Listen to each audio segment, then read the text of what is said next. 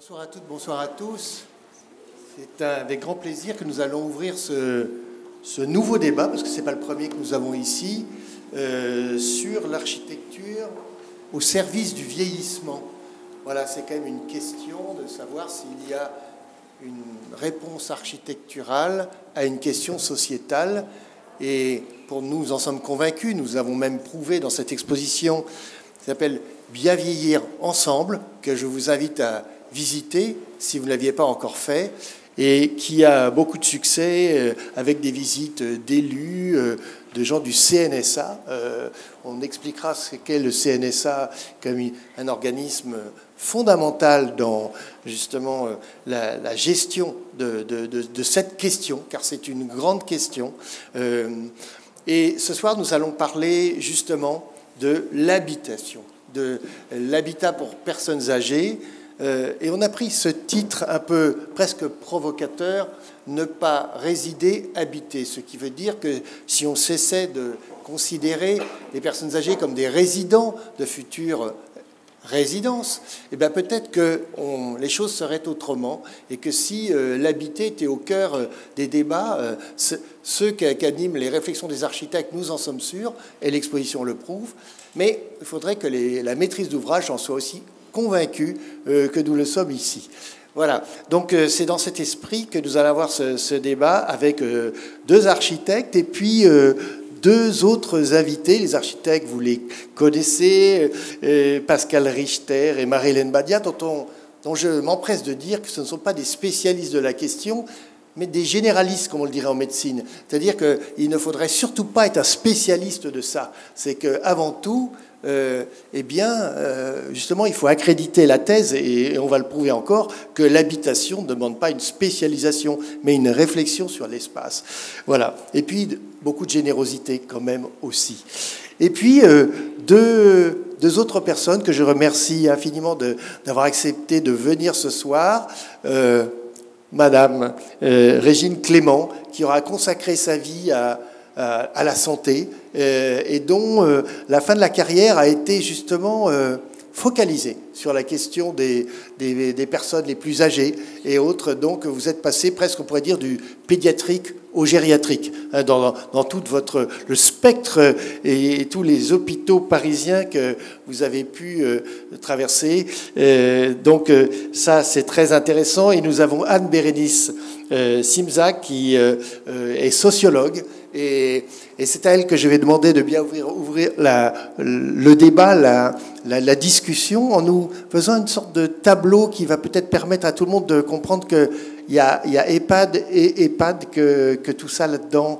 Déjà, rappelons une chose, c'est que 80% des 80 ans et plus sont autonomes, et donc n'ont pas du tout besoin d'aller en EHPAD.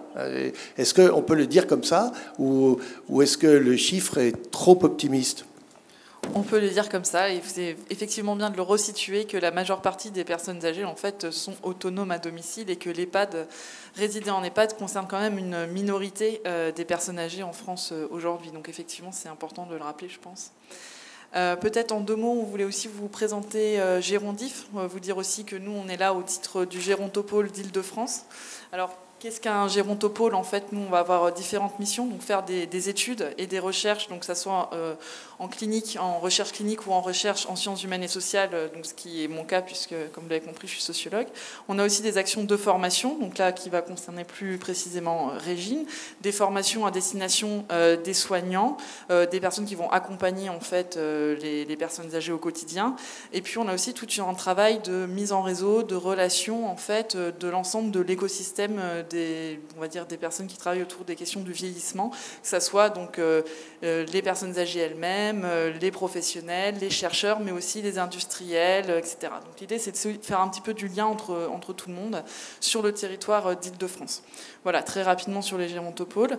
Et pour répondre à votre question... Oui, un gérontopôle, c'est donc pas un organisme hospitalier, parce que pas du tout. Il y en a qui pourraient le croire, comme non. On dit le cancéropole, ou le... Voilà, alors, non, on est alors dans complètement autre chose. Oui, alors nous, on est une association à but non lucratif, lucratif. On existe depuis 2016. Après, les gérontopoles, donc il y en a sur différentes régions en France, pas partout, mais quasiment partout en France. Et elles ne sont pas toutes de forme associative, mais la majorité le sont. On est tous à but non lucratif et certaines sont des émanations de CHRU. Donc ça peut être en lien, mais majoritairement, on est quand même plutôt sur des associations. Donc effectivement, non, nous on ne va pas avoir de rôle de soins, de soignants, on ne va pas être directement en fait au quotidien aux côtés des personnes âgées, on va plutôt être là comme une ressource du territoire, faire du lien et puis mettre tout ça à disposition de tout à chacun en fait. Est-ce que ça veut dire que vous avez une veille, par exemple, sur l'étranger? Est-ce que vous regardez les expériences dans les pays frontaliers et même plus loin en disant, tiens, finalement, là-bas, au Danemark, ils font ça, et peut-être qu'on pourrait le faire venir en France? Est-ce que vous allez jusque-là?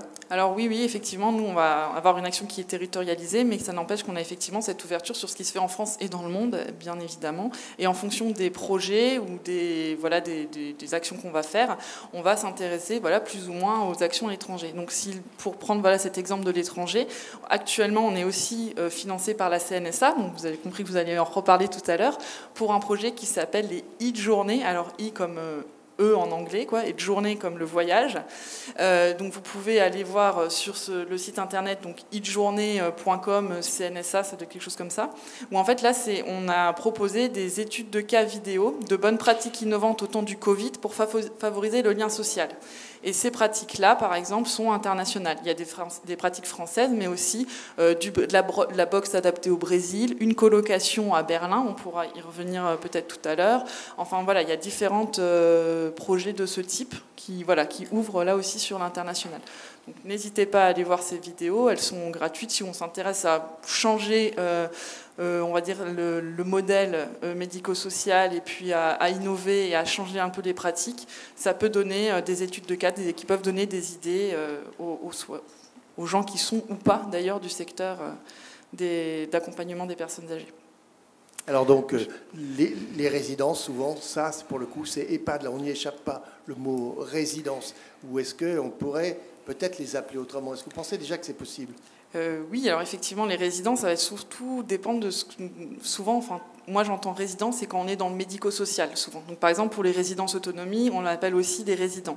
Et quand on va parler d'habitants, ça va être plus sur des projets, en fait, qui vont être, entre guillemets, plus alternatifs, ou aussi ce qu'on appelle inclusifs, ou intermédiaires, d'habitat intermédiaire. Peut-être que là, du coup, je vais pouvoir répondre un peu plus à votre question de départ, pour rappeler cette hétérogénéité en fait, des types d'habitat. Effectivement, il y a l'EHPAD, comme on le disait en préambule, ça concerne finalement une minorité de la population, mais ça n'empêche qu'il y a beaucoup de gens aussi qui continuent de vivre à domicile, avec plus ou moins d'aide à domicile, comme j'imagine que vous connaissez tous, avec un accompagnement qui va être plus ou moins important.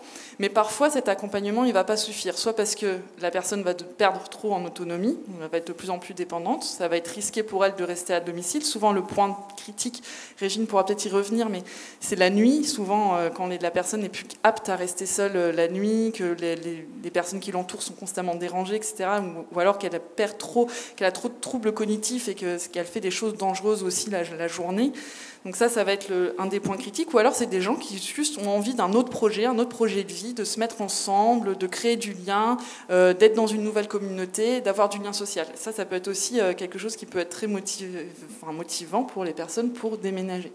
Et donc il y a toute une pluralité en fait de populations âgées. Je pense que de la même façon que les trentenaires ne sont pas tous les mêmes, les gens qui ont 60 ans ne sont pas tous les mêmes et les gens qui ont 80 ans ne sont pas tous les mêmes. Et ça c'est vraiment important de le rappeler qu'il y a vraiment une diversité des personnes et auxquelles il faut répondre par une diversité des réponses, donc une diversité de types d'habitat. Donc la base, on va dire, ce qui est le plus entendu, c'est le domicile et l'EHPAD, mais entre ça, il y a quand même une palette de choses qui se fait. Alors on dit des nouveaux modèles, mais il y en a qui ne sont pas si nouveaux que ça et qui existent déjà depuis bien longtemps. Et donc on appelle ça de différentes sortes. Alors l'habitat alternatif, l'habitat inclusif, l'habitat intermédiaire, puisque ce serait entre le domicile et l'EHPAD avec cette logique de parcours résidentiel qu'on peut questionner également.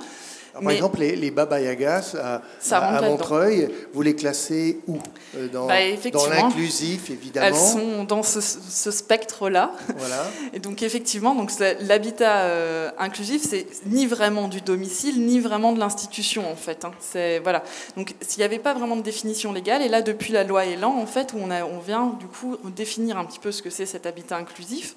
Puis, le rapport Pifto-Wofstrom, c'était 2020, si je ne me trompe pas, a aussi préciser les choses avec l'habitat accompagné. Et donc là, du coup, on va aussi venir avoir aussi des aides spécifiques pour les gens qui vont développer ces types d'habitats et avoir une aide pour financer tout ce qui est la partie animation de la vie sociale au sein de ces établissements. Donc vraiment, là, ce qui est important dans ces différents modèles, ça peut être donc les Baba Yaga, des colocations, même par exemple pour des personnes atteintes de troubles cognitifs importants. Ça peut être du béguinage, ça peut être des communautés autogérées, ça peut être vraiment une pluralité de choses en fait qui sont très diverses, à la fois en termes de projets, d'ouverture ou pas sur l'extérieur, puisqu'il y a des gens qui veulent vraiment que ça soit très ancré dans le quartier, avec cette ouverture, un lieu de vie, un lieu de passage. D'autres ont plutôt envie d'un repli communautaire, d'être entre eux, donc aussi, pourquoi pas. Le nombre de résidents aussi peut varier. On a des petites structures à 5, 10 résidents et d'autres qui vont dire non, nous, on veut un grand projet, on va reprendre un immeuble. Ça peut être quelque chose de très vaste. Donc voilà, il y a une hétérogénéité aussi en termes de mixité, parce qu'il y a certains habitats qui vont se dire nous on est vraiment que pour des personnes âgées, et d'autres vont se dire non, nous on veut aussi accueillir des personnes en situation de handicap, ou alors des mères isolées, ou des jeunes en précarité, ou enfin voilà, il y a vraiment beaucoup de choses qui peuvent exister comme ça. Donc ça fait une palette. Voilà. Quand on vous entend. Il n'y a pas une réponse, il y a une multitude de réponses. Et comme il y a une multitude de sites, là je m'adresse aux architectes, théoriquement, on va élargir l'offre. Hein. On va le dire comme ça. Alors Pascal, il y a des photos, je crois, qui pourraient... Alors j'ai bien dit et j'ai pris la précaution, parce que c'est important de comprendre que dans ce domaine... Précisément, à chaque fois, c'est un projet. Donc, la spécialisation, c'est pas le sujet. Hein, on est d'accord ? Oui, évidemment. Hein, tout ce qu'on va dire, là, je pense, toutes les deux, on pourrait le dire presque sur d'autres programmes, sur d'autres... Enfin, c'est ce qui fait l'essence même de l'architecture. Et d'ailleurs, moi, je voulais commencer en disant que cette crise sanitaire et peut-être ce scandale, c'est une grande opportunité aussi pour l'architecture d'une certaine façon, parce que c'est quelque part sa définition d'espérance sociale, elle retrouve un peu tout son sens.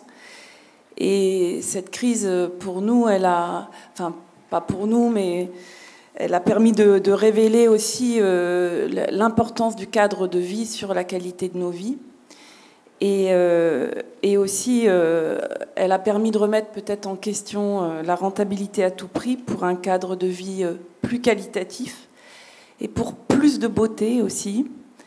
Mais de la beauté, celle qui fait envie, celle qui donne envie, qui fait naître en nous le désir d'habiter, et donc aussi le désir de vivre. Et à mon avis, ça parle beaucoup de l'habitat des personnes âgées. Donc, c'est à moi d'avancer. Alors, je vais essayer de ne pas être trop longue, mais donc pardon, comment ça avance ?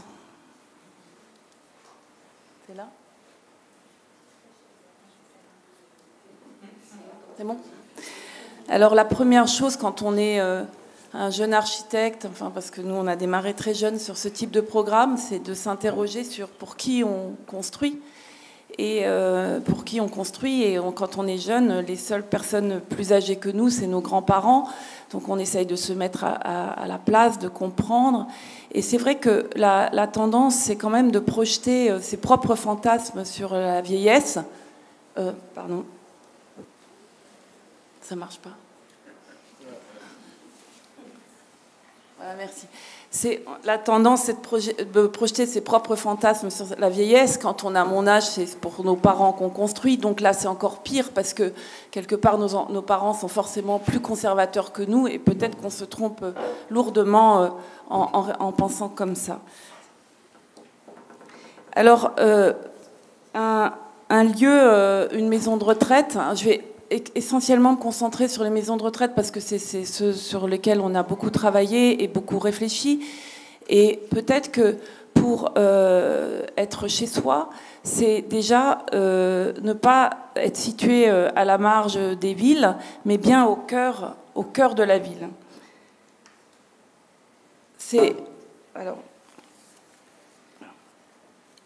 Alors pourquoi au cœur des villes? Pour favoriser les interactions sociales, pour faire que ce bâtiment, c'est peut-être la dernière demeure, mais c'est pas pour autant que c'est pas un lieu qui doit être vivant, un lieu qui est dans le mouvement et un lieu qui fait aussi vivre les centres-villes. Donc ici, vous avez l'exemple de Chervillers, un concours qu'on a gagné au début des années 2000 et que le maire a voulu absolument au centre-ville comme prétexte à une nouvelle centralité, à un nouveau dynamisme. Donc la maison de retraite, elle peut être aussi à l'origine d'une nouvelle vie. Il faut préciser que Chervillers, c'est dans le Grand Est, et oui. C'est un bourg rural ou une petite ville. Un petit village. Un petit village. Et le maire, qui était de ce village, évidemment, a voulu offrir le plus beau terrain aux personnes âgées de la ville pour qu'elles ne changent pas aussi de paysage, qu'elles ne changent pas d'horizon, qu'elles ne changent pas de voisins, qu'elles ne changent pas d'odeur, qu'elles ne changent pas de lumière, et que c'est pas parce qu'on change de maison qu'on change forcément d'environnement complet. C'est-à-dire qu'on continue à participer à la vie de son village dans lequel on a grandi. Alors la question que pose aussi l'architecture pour que l'édifice continue à appartenir au lieu dans lequel il s'inscrit, c'est comment réinterpréter des typologies locales, comment faire là et pas ailleurs. Alors, il y a la question de la typologie. Donc là, on voit qu'on s'est inspiré de la typologie de la ferme vosgienne pour donner l'impression que voilà, c'est une grande maison, une maison de plus, et c'est pas un bâtiment institutionnel dans le village. Quand on construit un bâtiment beaucoup plus grand dans un quartier pavillonnaire, comment là aussi essayer de rechercher cette échelle de grande maison, cette échelle résidentielle, et pas une échelle d'hôpital ou d'institution dont on passe plus, dont on passe pas la porte. Alors ensuite, une maison bien située, c'est pour qu'elle continue à être vivante, c'est aussi une maison commune. Une maison partagée, donc une maison partagée. Alors, on quitte peut-être sa maison parce qu'on s'y sent peut-être plus si bien que ça, d'ailleurs, parce que la grande maison est vide, on n'arrive plus à aller à l'étage tout seul, les enfants sont partis, habitent de plus en plus loin, ne reviennent pas souvent. Et finalement, peut-être que cette maison de retraite, ce dernier lieu de vie, c'est aussi l'occasion d'un nouveau moment de vie en collectivité, de retrouver des camarades, d'avoir des copains, et pourquoi est-ce que la maison de retraite serait uniquement un lieu de soins et pas un lieu présenté comme un lieu de vie plus que tout? Alors pour ça, il est indispensable, et c'est ce qu'on a trop rarement en tant qu'architecte, c'est-à-dire que de travailler sur des programmes qui ne soient pas uniquement des descriptions de fonctionnement, mais bien des descriptions de lieux de vie. Et ça demande à réinterroger en fait toutes les fonctions au travers de l'usage. Ici, vous avez un exemple de cet architecte dont on verra d'autres exemples après. Un exemple d'une maison de retraite et d'une porte.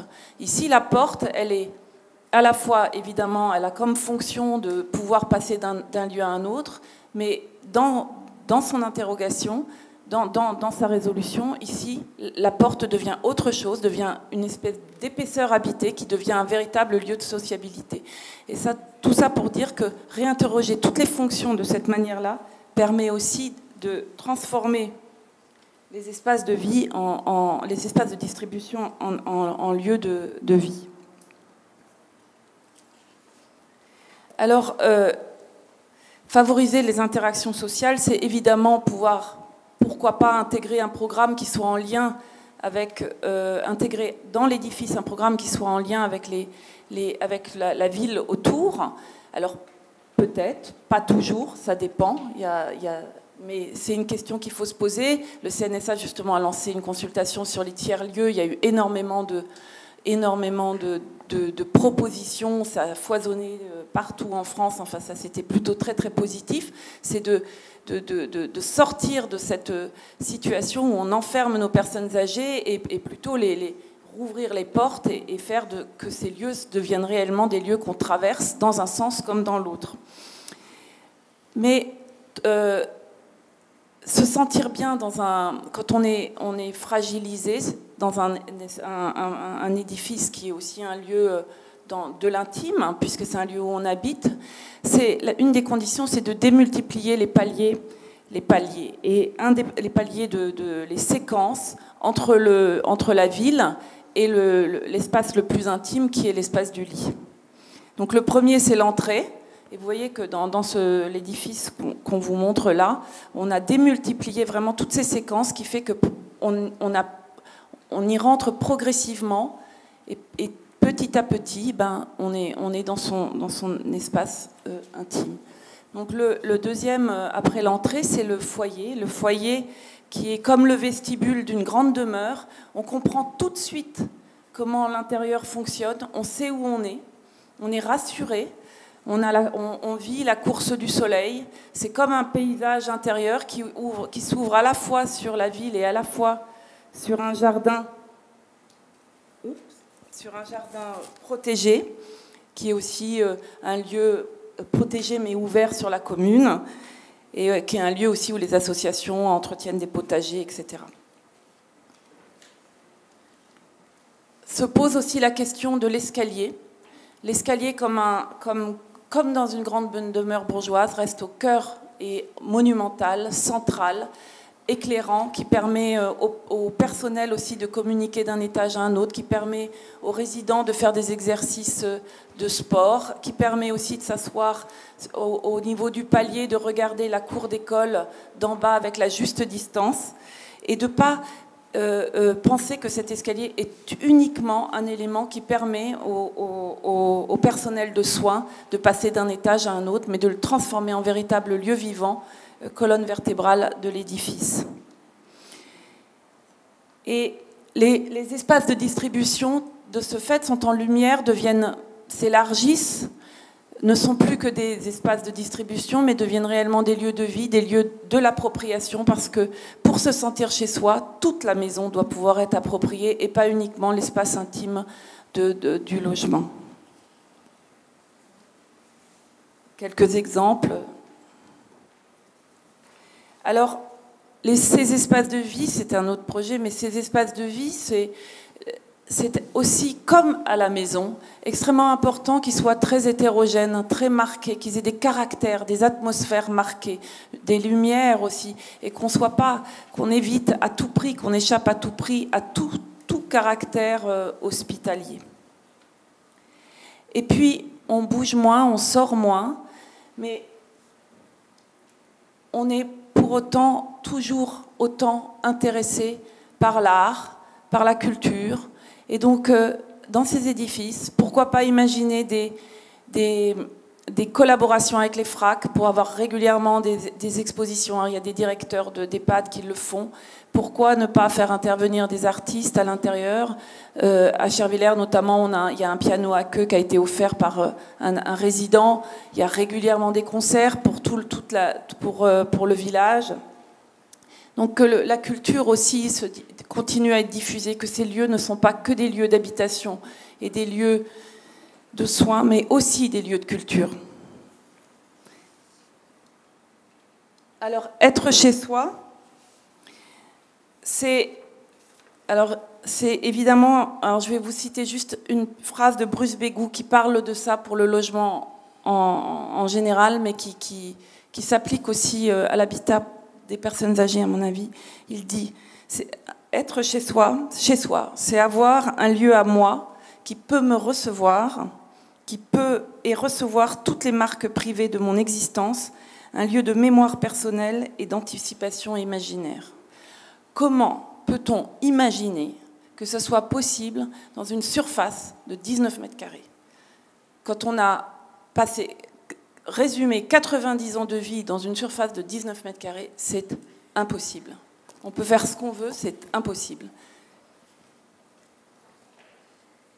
Alors, un exemple qui reste le modèle absolu, à mon avis, d'une forme d'idéalité, c'est une grande référence.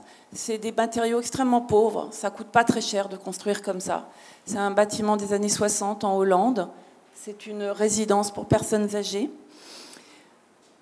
La chambre, le petit logement derrière, est dessiné comme si la façade de la chambre sur l'espace de distribution, qui est pensée comme une promenade, est comme une façade de maison, avec son épaisseur, son espace de représentation, où on dit ici, c'est chez moi. Pardon. Comment je reviens en arrière? Donc toujours ça, c'est le même exemple, et c'est important parce que c'est un plan absolument exceptionnel. C'est un plan qui donc nous... Quand je fais ça, là, j'ai des... Ah oui, voilà. Donc on a la distribution, on a un espace qui appartient un peu à la rue, mais qui est déjà en retrait, donc qui appartient à l'habitant. Il a à 2 habitants, donc c'est déjà un commun à 2, un véritable vestibule avec un grand rangement qui permet de rapporter ses photos, enfin énormément de choses. Une salle de bain traversante qui permet d'avoir à l'intérieur du logement un parcours parfaitement fluide, donc sans encombrement, où on ne vit pas son corps comme un carcan. Ensuite, c'est un lieu donc, dans lequel on peut cuisiner, on peut recevoir, on peut s'extraire dans une chambre qui, elle, profite quand même du grand paysage le jour où on est alité et qu'on ne peut plus sortir.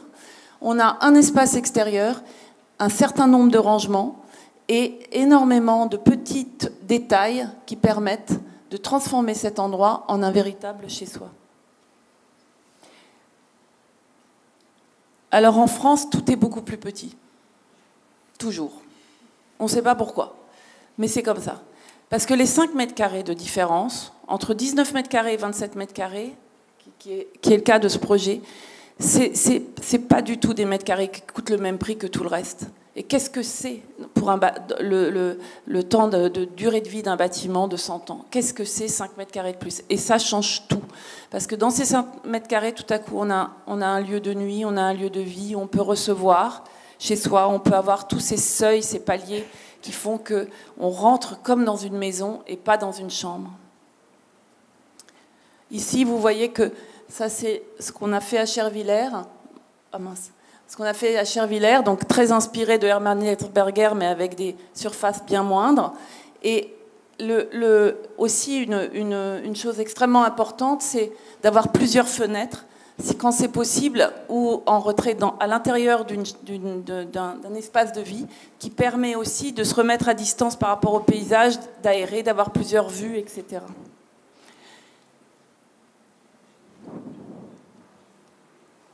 Mais être chez soi, c'est aussi avoir le temps de l'aménagement, le temps de choisir. Ça, c'est un bâtiment qu'on a fait pour des personnes handicapées mentales vieillissantes et qui ont vraiment eu, contrairement aux EHPAD, le temps de choisir leur décoration, le temps de transformer ce lieu en un véritable...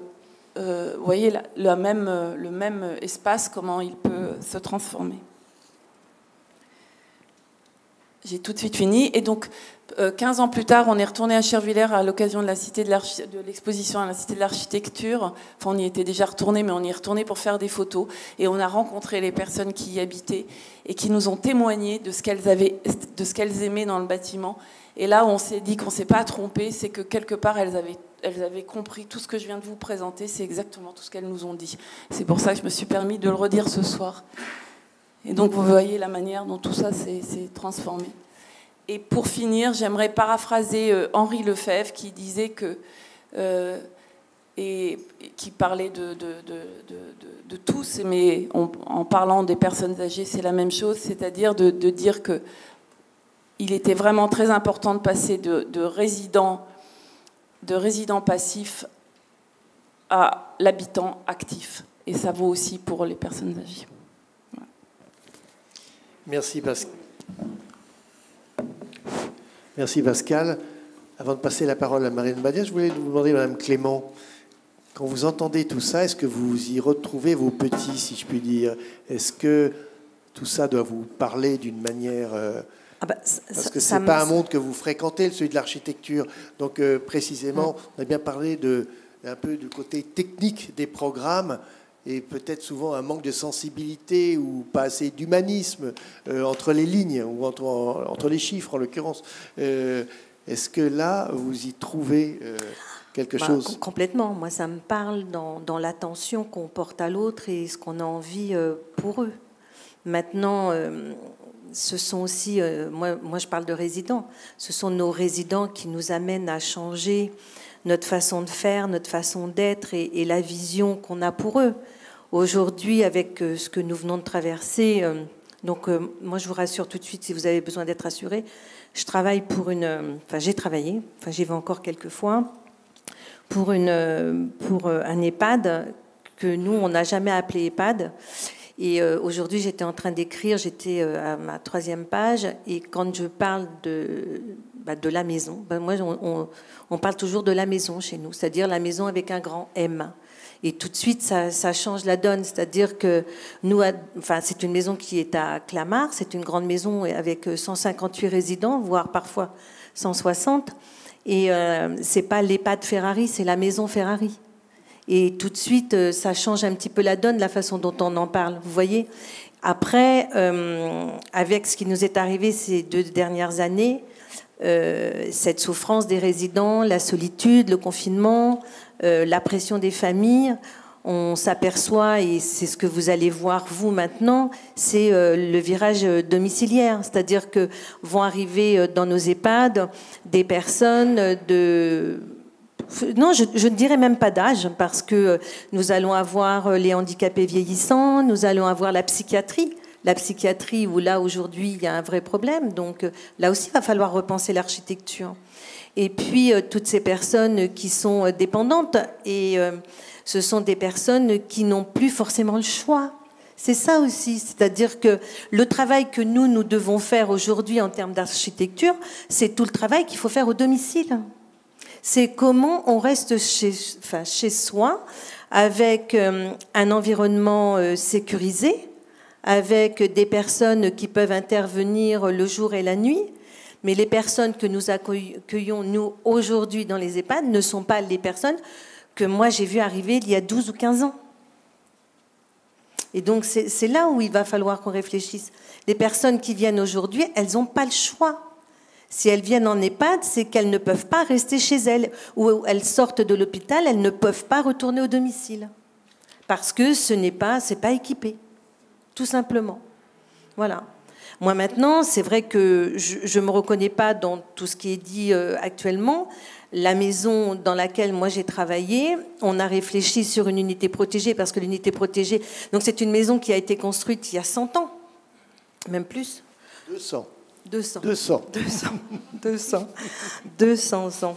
Et donc, qui avait donc 158 chambres. Au début, les bonnes, les personnes qui étaient dans cette maison étaient logées au 3e étage.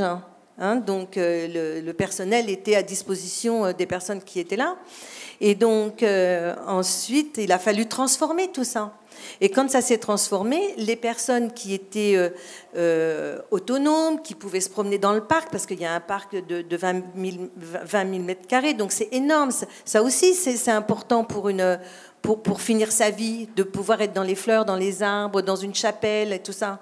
Et donc, il a fallu repenser ça. Et quand ça a été repensé, malheureusement, les personnes dites maladies d'Alzheimer et troubles apparentés ont été mises au 3e étage. Donc au 3e étage, sécurisé, avec un ascenseur, avec un code, donc ils ne pouvaient pas descendre. S'ils ne sont pas accompagnés, ils ne peuvent pas descendre dans le parc. Ça paraît complètement, ça paraît fou, quoi. Je veux dire, aujourd'hui, ils ont fait une unité protégée pour des malades qui sont atteints de la maladie d'Alzheimer. Il leur faut absolument un jardin. Il faut qu'ils puissent aller dehors, même s'il pleut. C'est pas grave. Ça leur fait revenir des sensations, les odeurs, comme vous disiez tout à l'heure, c'est quelque chose de fort. Vous voyez, se retrouver par exemple, sous un petit jardin abrité et tout, et puis sentir que la pluie, elle tombe et tout, mais je peux vous assurer que les personnes, peut-être qu'elles vont rester debout et tout, mais elles vont se poser. Voilà. Et donc, nous, on a réfléchi au 3e étage. Donc, on s'est dit, mais c'est pas possible. 30 résidents. Donc, on a refait des salles à manger. On a remis des grandes fresques avec des fleurs, des champs, mais des trucs énormes, vous voyez, dans les salles à manger.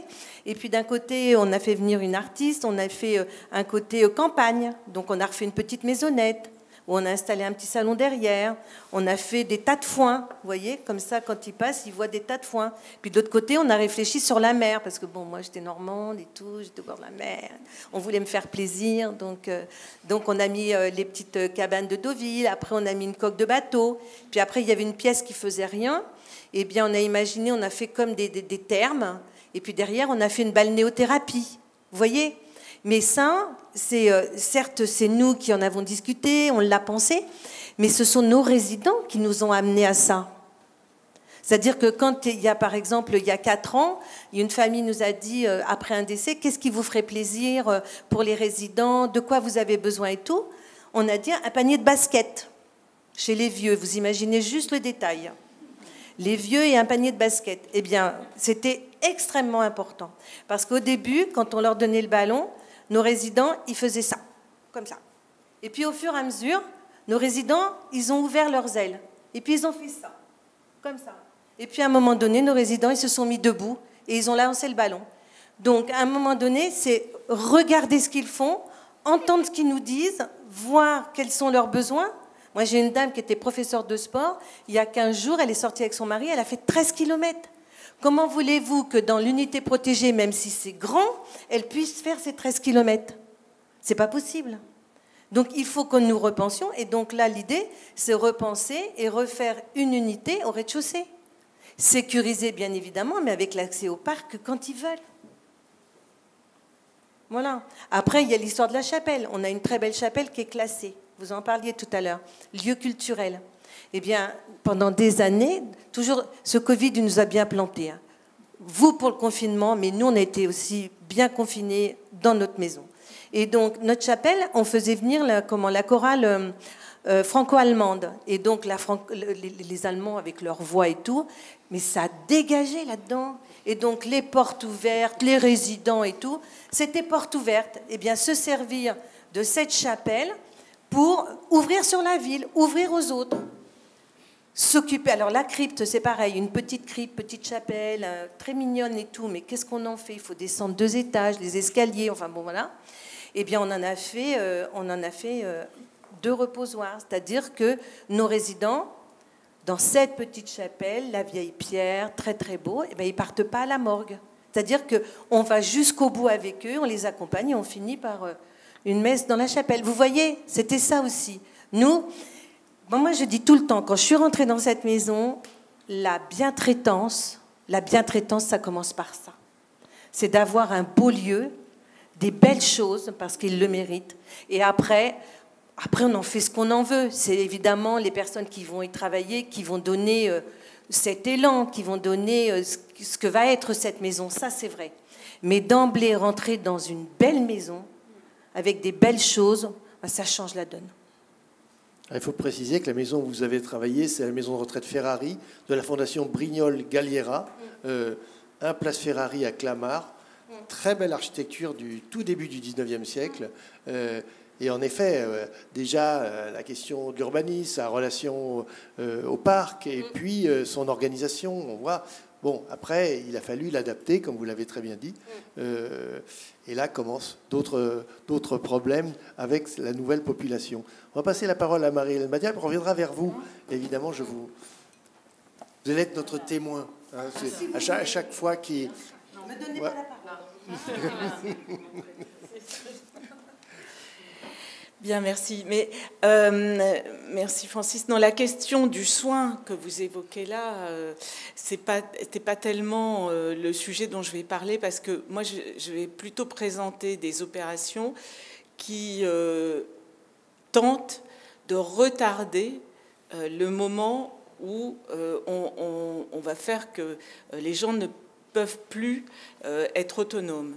Donc, c'est plutôt des opérations d'intergénérationnel, de résidence non médicalisée.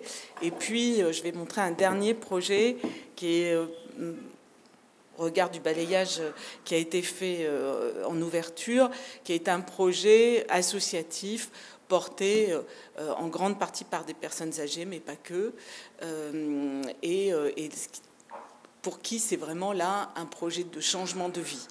Donc, sur ce que vous avez évoqué, c'est-à-dire le fait qu'il y a de moins en moins de gens qui veulent venir dans un EHPAD et qu'on va s'orienter vers du maintien à domicile, parce que là où ça nous interpelle tous, c'est que le maintien à domicile, bien sûr, ça peut être la solution pour grand nombre d'entre eux.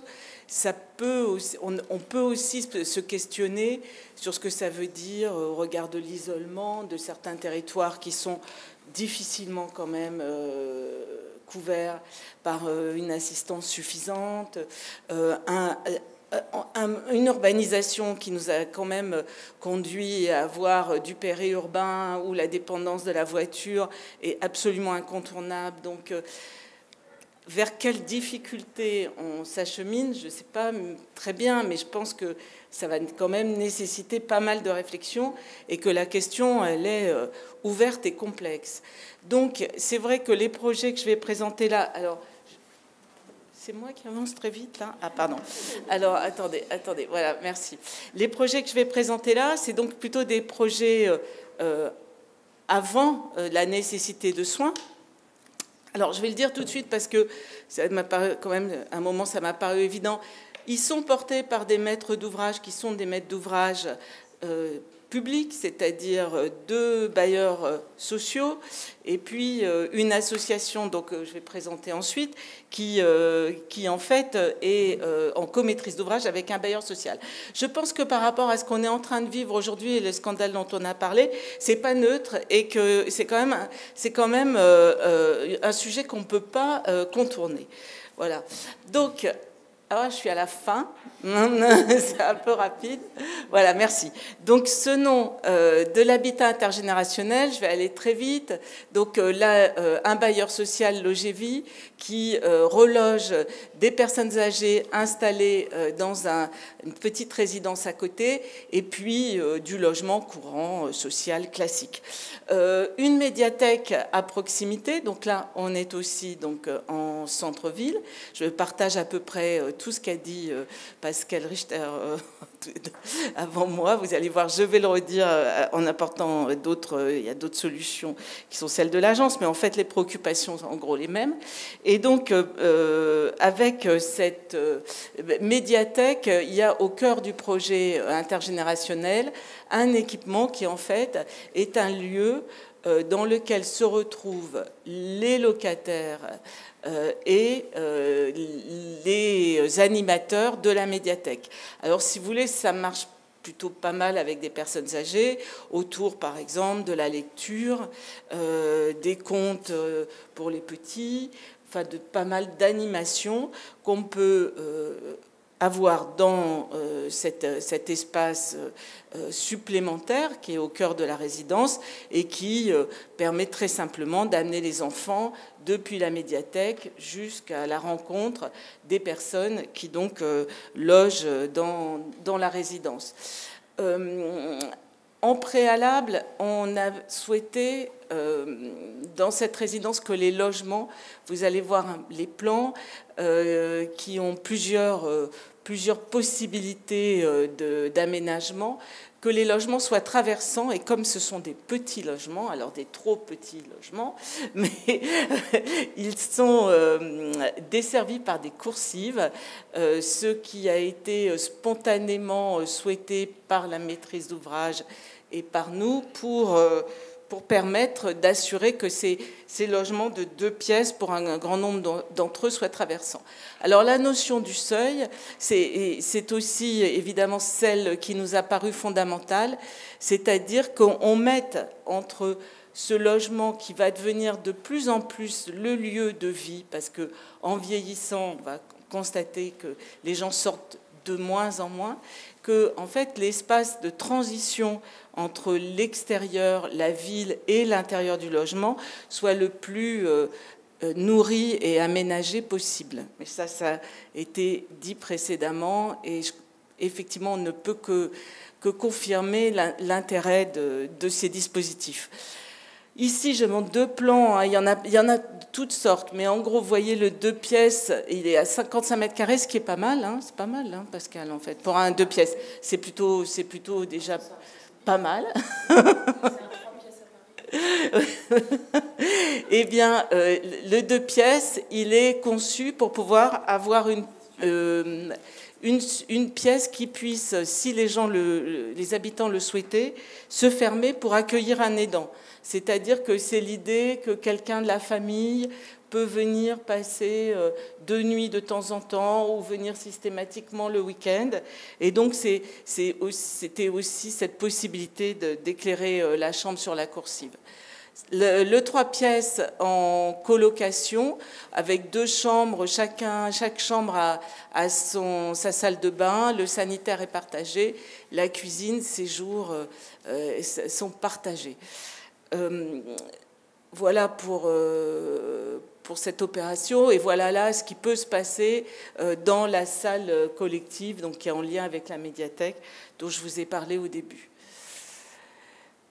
Ensuite, une opération qui figure dans l'exposition, qui est donc là destinée à des personnes âgées, 70 logements portés par le bailleur local, Maison Alfort Habitat, et très investi par le maire, le député maire, qui se sont attachés vraiment à faire que c'était un concours, donc ils ont participé bien sûr au concours, et ensuite ils ont suivi l'opération. Et en gros, il y avait un mot qui venait régulièrement, ils ont contrôlé tous les choix qu'on a fait, le garde-corps, les couleurs intérieures, tout. Et en fait, ils voulaient que ça ne fasse pas hôpital. À chaque fois qu'il y avait une visite, le mot c'était « on ne veut pas que ça fasse hôpital ». Donc j'étais absolument contrôlée jusqu'au choix du mobilier. C'est Coalia qui gère et qui a eu un peu de difficulté à comprendre quand même pourquoi est-ce qu'il y avait une telle intrusion des élus. Mais c'était cette idée que, eh ben non, ça doit avoir l'aspect d'un lieu très accueillant et qui ne signe pas le soin. Alors, c'est un bâtiment qui est installé dans un parc, on l'a vu tout à l'heure, et donc au sein d'un grand quartier d'habitat social des années 50-60, entre 50 et 60. C'est un très beau quartier d'habitat social, donc il est bien habité. Je vais dire par là qu'il n'y a pas de sujet de sécurité dur, et donc ça se sent tout de suite. Les rez-de-chaussée sont ouverts, les gens ont des petits jardins qui ne sont pas cachés derrière d'immenses parvis ou barrières, et donc ça fait que il ne faut pas vous étonner si la résidence est très ouverte elle aussi sur l'extérieur. Donc on a un rez-de-chaussée, un grand hall, il y a en fait 4 terrasses possibles, une couverte, une sur le patio, une dans les étages, et donc il y a plein de lieux possibles pour s'installer tous ensemble dans le restaurant, ou alors dans des petits, à chaque fois qu'il y a des petits élargissements de circulation, il y a des petits salons également où on peut s'installer. À 4, à 5, voilà, selon ce qu'on souhaite. C'est vrai que l'idée, c'est qu'il y ait plan d'étage avec une première terrasse, et puis vous le voyez, devant les ascenseurs, il y a des petits salons. Dans les extrémités des couloirs qui sont éclairés naturellement, il y a des petits salons aussi. J'ai dit que le mot couloir, alors c'est évidemment pas bien du tout, parce que l'idée, c'est que ça ressemble pas du tout à un couloir. Voilà, ça c'est les espaces, c'est le patio intérieur. J'aime bien cette photo parce que l'idée de la lumière, on voit aussi que c'est pas une lumière hospitalière. Enfin, je veux dire, ça tient à beaucoup de petits détails. Je voudrais dire un mot là-dessus, sur le nombre de détails intéressants pour faire que ça ressemble à quelque chose de très particulier, de complètement spécifique à ce bâtiment-là. Et la lumière en fait partie, bien sûr.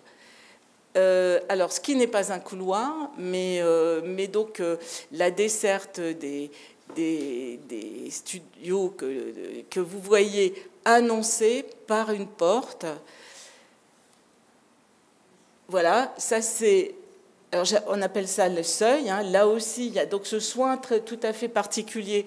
Et Pascal en a très bien parlé tout à l'heure, autour de la porte, la lampe, la sonnette, l'étiquette. Et puis une petite fenêtre qui permet, si on le souhaite, de mettre son logement en relation avec l'espace de circulation que vous avez vu tout à l'heure. Alors cette petite fenêtre, c'est une manière, vous voyez, là vous en avez vu 4, mais en fait il y en a 70, et donc en fait chacun peut y montrer ce qu'il veut, ou ne rien y montrer du tout. Hein. Dans ce cas-là, on a un store et puis on ferme, mais si on veut raconter quelque chose de soi, et on peut le faire là. Et on était assez contents de la manière dont en fait ça a été rapidement investi. La chambre, alors le studio, pardon, il fait 35 mètres carrés, alors c'est aussi plus grand. Et en fait, il est divisible en deux grâce à un système assez simple qu'un rideau, hein, qui permet de fermer l'alcôve, mais qui fait aussi que si les gens ne souhaitent pas montrer le lit, ils peuvent le faire. Chaque logement a un prolongement extérieur avec un cellier qui donne sur le parc.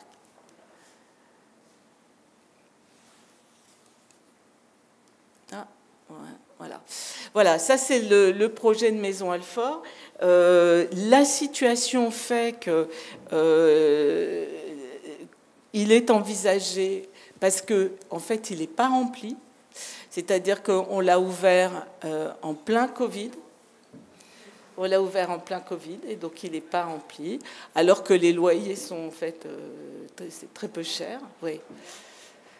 Je crois que c'est de l'ordre de 700 autour de 700 euros. Et en fait, donc il y a un projet que nous on trouve évidemment formidable de l'ouvrir à des étudiants. Et en fait, de faire de l'intergénérationnel, si Coalia veut bien le gérer, ce qui est une question, mais ce qui permettrait, en plus, de lui donner une vocation plus animée et par l'intergénérationnalité. Ensuite, je voudrais montrer ce projet, qui est un projet d'habitat participatif. Alors, je le montre parce que beaucoup de personnes âgées composent l'association H-Nord. Et à la réflexion, c'était vraiment... il nous a semblé que ça pouvait être une piste de solution, notamment pour répondre aux questions de désertion des centres en ville moyenne, en centre-bourg, où, alors là, on est dans le contexte de Bordeaux, même de la ville-centre de Bordeaux, puisqu'on est dans les Chartrons, mais on est quand même sur une friche urbaine, vous allez voir. Et là, c'est un projet atypique, évidemment complexe, qui est fait au chausse-pied sur des parcelles très, très délicates, très particulières. Vous les voyez à l'écran. Et en fait, ce type de fédération, d'un groupe autour d'un projet comme celui-là, moi j'ai trouvé que c'était un projet absolument extraordinaire pour des personnes vieillissantes. Mais c'est aussi un projet formidable pour des élus, parce que en fait, c'est une vraie vie qui on l'espère, hein, que ça va marcher, une vraie vie qui va s'installer. Il porte la volonté d'avoir des locaux collectifs et des équipements pour le quartier, c'est-à-dire qu'il y a un projet d'espace de travail partagé, il y a un projet de maison d'assistante maternelle, d'atelier, de cuisine partagée, de salle polyvalente. Donc l'AMAM et le café associatif et l'espace de travail partagé, ça va être ouvert sur le quartier. Donc c'est un projet qui est vraiment très motivant, parce qu'il est à la fois au service de la population de l'association qui le porte, mais aussi c'est un projet qui veut apporter du plus dans la vie du quartier. Donc voilà, il y a eu évidemment beaucoup de séances et d'ateliers et de maquettes. Ça, c'est pour montrer comment on travaille, c'est-à-dire les outils. Alors, le 3 pièces ne fait pas 50 mètres carrés, il fait plus, c'est sûr, là il y a un petit problème, mais il doit faire plutôt 60 mètres carrés. Il est petit, alors ça c'est l'idée des résidents, parce qu'il y a quand même des sujets financiers, il y a forcément des locaux collectifs à financer. Et donc, il y a des choix à faire. Mais en fait, ce qu'on voyait sur l'image précédente, c'est qu'en fait, si vous voulez, à partir d'une même base, il y a plein de plans de logement possibles. On a travaillé avec des papiers à découper et chacun pouvait se projeter dans la vie qu'il envisageait. Voilà, ça c'est une séance, c'est une image pour finir sur une séance de travail. Mais moi j'ai été, c'est peut-être l'expérience la plus stimulante que j'ai fait récemment, parce que en fait ça a cassé aussi beaucoup d'idées reçues sur la manière d'habiter et la manière d'habiter pour des personnes âgées. Parce que j'étais certainement super protectrice, avec plein d'idées sur comment il fallait qu'il soit bien sécurisé, comment il fallait que ça soit le mieux possible, le plus bon. Et en fait, il y avait vis-à-vis notamment du collectif une ouverture, enfin de tout ce qui était vie collective. Alors ils ont voulu des coursives, évidemment, alors que moi je pensais que des coursives, c'est vraiment pas possible. Et donc pour la deuxième fois, on va en faire avec des personnes âgées. Et donc, et cette idée qu'au contraire, il y ait une relation, que leur logement soit traversant, c'était une base, mais qu'il y ait aussi une relation avec ce qui se passait, qu'il n'y ait pas un couloir, qu'il y ait la possibilité de regarder qui passe sur la coursive, de s'installer dehors, de mettre un petit banc, enfin, toute cette manière d'habiter était finalement très renouveler des logiques de conception qu'on a un peu perdues. Voilà. Donc ce sont des projets ce sont des projets de vie avant la nécessité de soins et dans l'idée de faire que les gens soient dans un environnement suffisamment stimulant pour qu'en fait ils y restent le plus longtemps possible. C'est notamment le pari de Maison Alfort. Et bon, moi, ce que j'ai appris, c'est vraiment la nécessité, je pense, de s'intéresser à beaucoup de détails. Mais je crois que c'était un peu le même propos chez Pascal. Ça tient beaucoup de choses qui vont faire qu'on se sent bien et qu'on peut partager plus facilement. Merci Marie-Hélène. Donc, l'Hackathon Rassal que nous avons questionné sur, finalement, parce qu'ils ont réalisé une résidence à Rixheim, à la sortie de Mulhouse. Voilà, et on leur a demandé comment ils avaient approché cette question, justement, de la résidence ou de l'habitat pour personnes âgées. Et eux, ils ont réagi d'une manière assez presque violente, en disant stop, il faut arrêter de mettre toujours des catégories. Commençons par faire du bon logement et vous verrez que les personnes, que ça sera adapté aux personnes âgées. Voilà. Et donc ils ont inversé le problème. Vous voyez, c'est un sujet, c'est un sujet chaud. C'est un sujet très chaud. Mais, donc, est-ce que je trouve que ça c'est frappé de bon sens. Est-ce qu'on n'aurait pas tendance un peu à l'oublier, ça? Commençons par faire du logement. Après, on verra s'il faut vraiment, parce qu'on a bien compris, madame, que dans certains cas, on ne peut plus faire autrement. Mais avant d'en arriver là, je pense que déjà, la question des personnes âgées dans le logement, voire dans leur logement, pour ne pas les déraciner, eh bien, c'est quand même un sujet, là, non? Oui, tout à fait. Mais effectivement, pourquoi faire, entre guillemets, du sous-logement ou une sous-architecture pour des personnes parce qu'elles vieillissent, en fait. Donc, effectivement, pourquoi, c'est toujours la question, ce qui est bien pour nous, ce sera bien pour eux. Donc, en fait, c'est juste avoir ça en tête. Et je pense que des fois aussi, on se dit, bah, effectivement, peut-être on veut faire bien parce que l'enfer est pavé de bonnes intentions.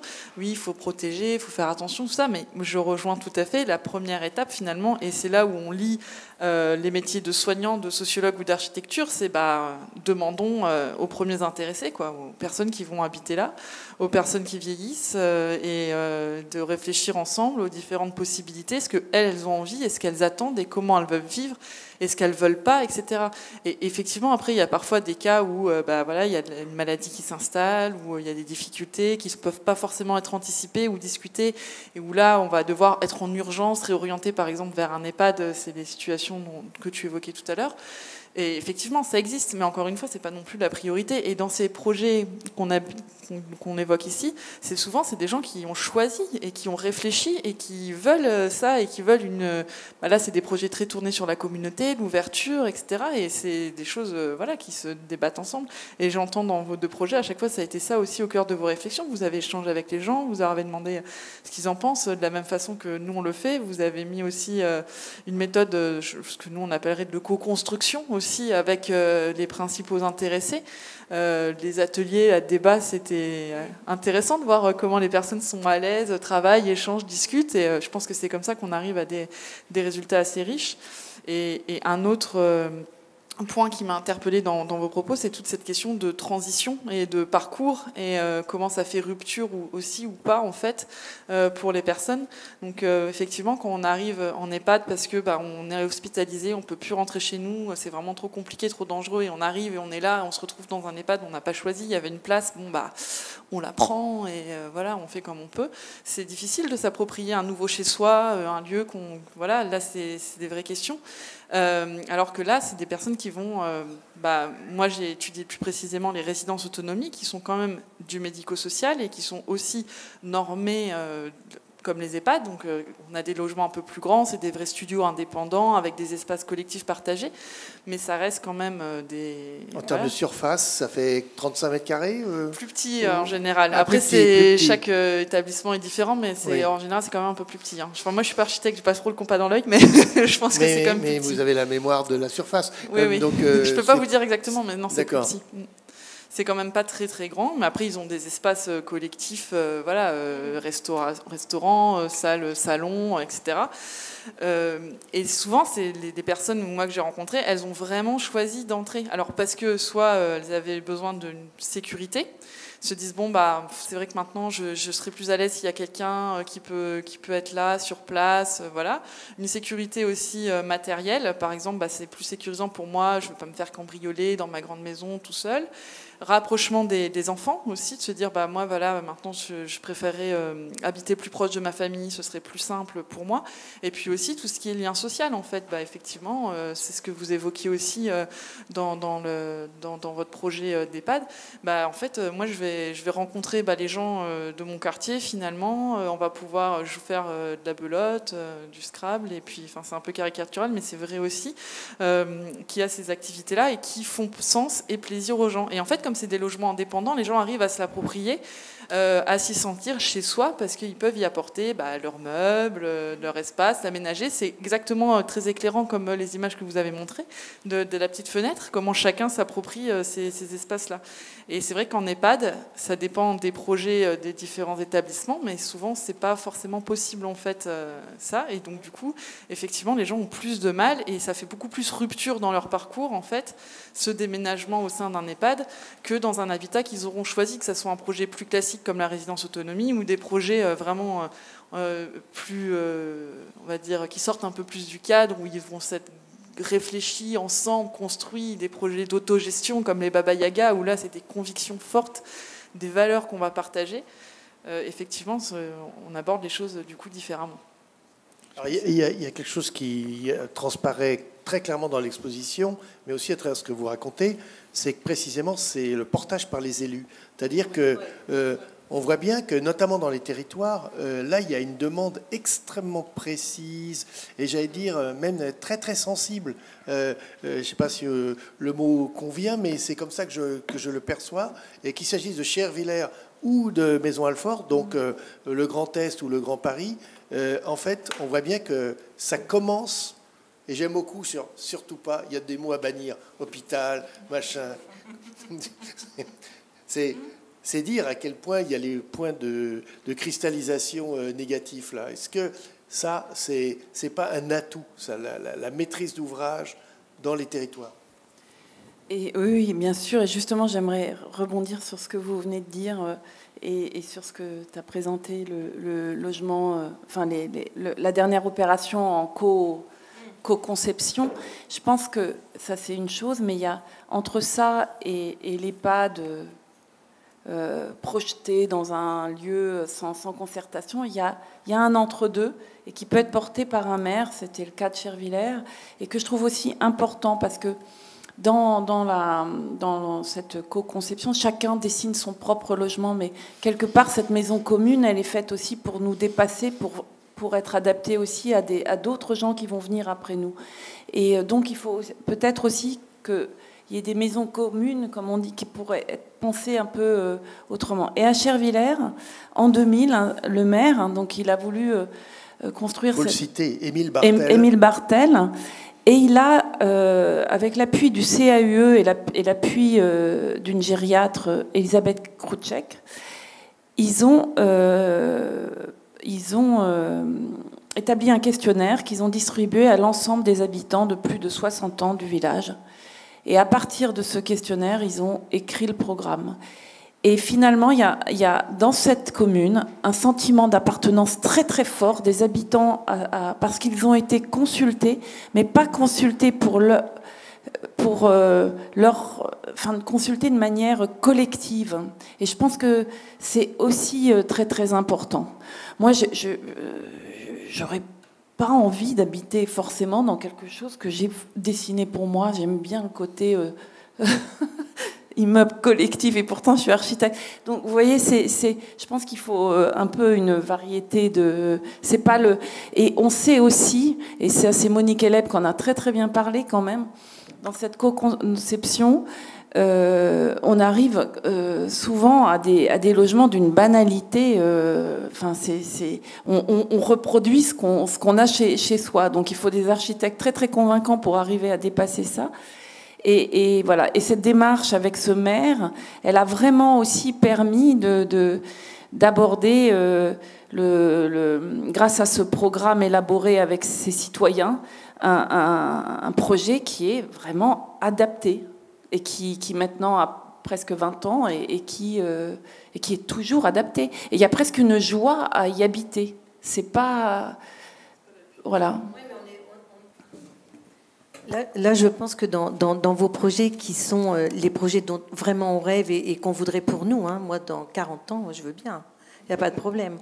Je me dis qu'on est dans votre démarche dans une politique de prévention. C'est-à-dire que c'est l'entre-deux. Et le fait d'offrir à des personnes de se retrouver dans un lieu sécurisé entre eux, voilà. C'est aussi se donner la possibilité, à un moment donné où ils vont moins bien, un peu plus mal, d'avoir un regard bienveillant, un regard qui va dire il est en train de se passer quelque chose, peut-être qu'il faudrait qu'on alerte, peut-être qu'il faudrait qu'on en parle, et pas laisser les personnes seules s'enliser dans une forme de dépendance, une maladie ou quelque chose comme ça. Moi, ce concept me plaît en termes de prévention, vraiment. Alors, c'est pas que de la prévention, là, parce que ils finissent quasiment tous leurs jours aussi dans cette EHPAD, mais il y a aussi, par exemple, le maire avait imaginé que le restaurant était ouvert aux aînés du village. Il y a un accueil de jour aussi, ce qui fait que petit à petit, un jour, on monte à l'étage et on y habite, mais on connaît déjà tellement cet endroit qu'on est déjà un peu à la maison. On a les copains qui sont en haut avec ceux à qui on rend visite. Et on est un peu déjà chez soi. Oui, on n'est jamais seul et on a le droit de mourir à la maison. Voilà. Et en plus, c'est le souhait de beaucoup. Quand on leur demande, le souhait, c'est de mourir au domicile. Hein. Mais ça marche aussi parce que l'échelle est petite, non aussi que je veux dire l'échelle de la commune, que tout ça, il y a une proximité, tout le monde se connaît. C'est pas c'est juste pour relativiser. Par exemple, dans une grande métropole et autres, est-ce que précisément on peut arriver à ce niveau de finesse d'approche ? Après, je pense que si on part du principe qu'on ouvre sur un quartier, on peut avoir des échelles un peu similaires sur un quartier aussi. C'est certains projets de résidence autonomie, par exemple, d'ouvrir par exemple tout le rez-de-chaussée de la résidence à des activités sur l'extérieur, dans ce but aussi que les personnes se disent après, finalement, ouais, je vais peut-être habiter là, il y a ma copine, c'est pas mal, son logement, puis là, il y a des activités, c'est pas mal, finalement, c'est pas du tout ce que je pensais, c'est pas une maison pour les vieux. Moi, j'ai beaucoup entendu ça dans les entretiens que j'ai faits. Ah non, mais moi, je ne voulais pas habiter dans une maison pour les vieux, donc je suis venue ici parce que ça fait quand même... c'est chic ici, non ? Oui, effectivement, c'est pas une maison pour les vieux, mais bon, il n'y a que des gens de plus de 60 ans, mais c'est pas une maison pour les vieux. Et ça, c'était très important que de l'extérieur, on les stigmatise pas en se disant c'est une maison que pour les vieux. Et dans le même temps, ils se disaient, moi, je suis venue ici parce que je suis tranquille, quoi. Et quand je leur disais, l'intergénérationnel, vous en voulez, donc c'est vrai que nous, on trouve que c'est une bonne idée. Ah non, habiter avec des jeunes, moi, alors, mais pas du tout. Hein. Alors, ils vont me mettre la musique, ça va être le bazar, machin. Non. Alors que maintenant, les résidences autonomie, on peut avoir un pourcentage de jeunes accueillis ou de personnes en situation de handicap, etc. Et en fait, c'est vraiment quelque chose qui se travaille aussi avec le projet. Parce que finalement, c'était très ambigu leurs propos, puisque d'un côté, il fallait vraiment pas que ça fasse maison pour vieux, et de l'autre côté, on aime vraiment bien être entre nous quand même. Hein. Donc, voilà. Donc c'est vrai que tout ça, moi, de mon point de vue, je m'y attendais pas forcément, ces résultats-là. Donc je pense que dans une ville, même de grande échelle, si on arrive à ouvrir la résidence et que ça fait sens et que c'est du passage et qu'il y a des actions qui se passent, mais pas juste de l'intergénérationnel pour de l'intergénérationnel, mais qu'il y a un vrai projet derrière. Je sais pas, par exemple, on peut venir chercher son panier bio, ça se fait pas mal, qu'il y a des activités ouvertes aussi, tant aux jeunes qu'aux moins jeunes, etc. Ça peut faire sens aussi. Donc je dirais que c'est plus une dynamique de quartier, une dynamique locale que peut-être une taille de ville. C'est des pistes. Alors, je poursuis la question. Est-ce que, précisément, dans les autres pays, il y a des expériences plus avancées, plus qu'en termes de co-construction, de l'intergénérationnel, on est arrivé à des sophistications, là, très, très intéressantes, ou bien non, finalement, la France, elle est tout à fait, même, voire pionnière. Je ne dirais peut-être pas ça. Effectivement, il y a de bons exemples à prendre à l'étranger. Je pense que chaque pays a peut-être certaines spécificités. Je vois beaucoup en Allemagne, il se passe beaucoup tout ce qui est autour de la colocation. Ça s'est développé énormément. J'ai l'impression, en tout cas, qu'ils sont assez plus là-dessus, les Allemands, sur tout ce qui est une colocation plutôt senior, mais peut-être aussi même mixte, enfin intergénérationnelle, qui existe. Donc nous, je pense qu'on a à s'inspirer aussi de modèles comme ça. On a aussi des modèles d'EHPAD complètement différents dans d'autres pays. On parle beaucoup des Pays-Bas, mais c'est vrai qu'ils sont assez novateurs là-dessus, avec notamment un exemple d'EHPAD vert, entre guillemets écologique, très ouvert aussi sur le quartier, qui fonctionne énormément avec du travail de bénévoles, ce qui, nous, est quand même moins le cas. C'est quoi un EHPAD vert ? On fait du jardin potager en plus. Oui. On fait quoi ? Déjà, il faut le définir pour le... Bon, moi, encore une fois, je suis pas architecte, mais je pense qu'il y avait déjà de base des plans de l'orientation du bâtiment, de lumière, etc., comment ça rentre. Ils ont fait tout un travail sur la qualité de l'air et par les plantes aussi, qui vont purifier l'air, donc ils mesurent l'air, etc. Il y a effectivement des potagers, des plantes, des jardins ouverts et qui sont entretenus par les résidents et avec des bénévoles, pour à la fois avoir aussi des activités assez ludiques. Il y a aussi beaucoup d'animaux, et puis il y a toute vraiment cette ouverture sur la cité et le quartier. Donc finalement, l'écologie, elle est importante pour tous, parce que finalement, dans le quartier, tout le monde va en profiter, en fait, que l'air soit plus respirable, voilà. Mais aussi, on va avoir des activités communes, du passage et du sens. Donc ça, c'était un modèle intéressant. J'imagine que ça interroge le mode constructif aussi. Est-ce que ce sont des constructions en bois, ou bien est-ce que... non Là, moi, je ne saurais pas vous répondre à ça. Je n'ai pas regardé avec cet œil-là, en fait. Mais je pense qu'ils ont dû y penser au moment de construction, puisque leur projet, dès le départ, c'était d'avoir quelque chose d'écologique. Donc je pense qu'ils ont dû y penser dès le départ. Une donnée. Alors justement, ça, les EHPAD verts, toi qui es à la frontière allemande presque, tu peux... Donc on a bien compris, la coloc. Alors la coloc, c'est leur truc. La coloc, il faut savoir que c'est Joschka Fischer et Cohn-Bendit, ils vivaient dans une colocation ensemble. C'est eux qui sont maintenant à la limite d'entrer en EHPAD. Enfin, et c'est une tradition, on va dire, germanique. Les colocs. Donc Donc oui, il y a la colocation, ça existe maintenant aussi en France, mais ça fait vraiment partie d'une tradition ou je sais pas, d'une forme d'habiter courante. Et c'est vrai que moi je me souviens d'une gériatre qui me disait toujours que on construisait pour les personnes âgées de maintenant, et que dans 20 ans ça serait d'autres goûts, d'autres c'était voilà, qu'il fallait toujours un peu même dans le choix des finitions, du bois, des atmosphères, qu'il fallait pas oublier ça, quoi, et que c'était quelque chose qui devait se renouveler régulièrement. Vous, Madame Clémence, si vous deviez conseiller des architectes, vous leur diriez évidemment de ne pas faire de couloir. On a bien compris, il ne faut pas faire de couloir. Il faut faire des choses qui distribuent, qui se dilatent, qui justement créent des lieux de vie. Créer des lieux de vie. Vous êtes d'accord avec ça quand même? Complètement. Mais nous, avec l'histoire du Covid, on s'est aperçu que notre maison, elle était trop grande. Elle avait des espaces qui étaient... Alors que on rêve d'être dans une grande maison, d'avoir des espaces, des plafonds extrêmement hauts et tout ça. Et on s'est aperçu que nos résidents, là maintenant, on est en train de repenser nos salles à manger. C'est-à-dire que nous avons 6 salles à manger, dont 4 où ils le mangent d'un côté 25 et 25 à peu près. Donc on en fait comme des salles de restaurant avec table ronde, enfin des choses assez jolies. On essaye le plus possible de laisser les fauteuils roulants à l'extérieur, que les résidents soient assis sur des chaises. Enfin bon, c'est un travail de tous les jours. Et donc l'idée là, c'est de recréer des petites salles à manger dans d'autres endroits pour diminuer le nombre de personnes. C'est quelque chose. Ils n'ont plus envie d'être aussi nombreux dans une salle à manger. C'était leur demande de la semaine dernière. Donc de faire des groupes par affinité. Alors déjà ça existe, déjà les groupes par affinité, mais refaire des petits coins. Alors que c'est possible, il y a l'atelier tricot, il y a le salon au bonheur des dames, il y a des choses comme ça, mais ça ne suffit pas. Ça ne suffit pas, il faut encore d'autres choses.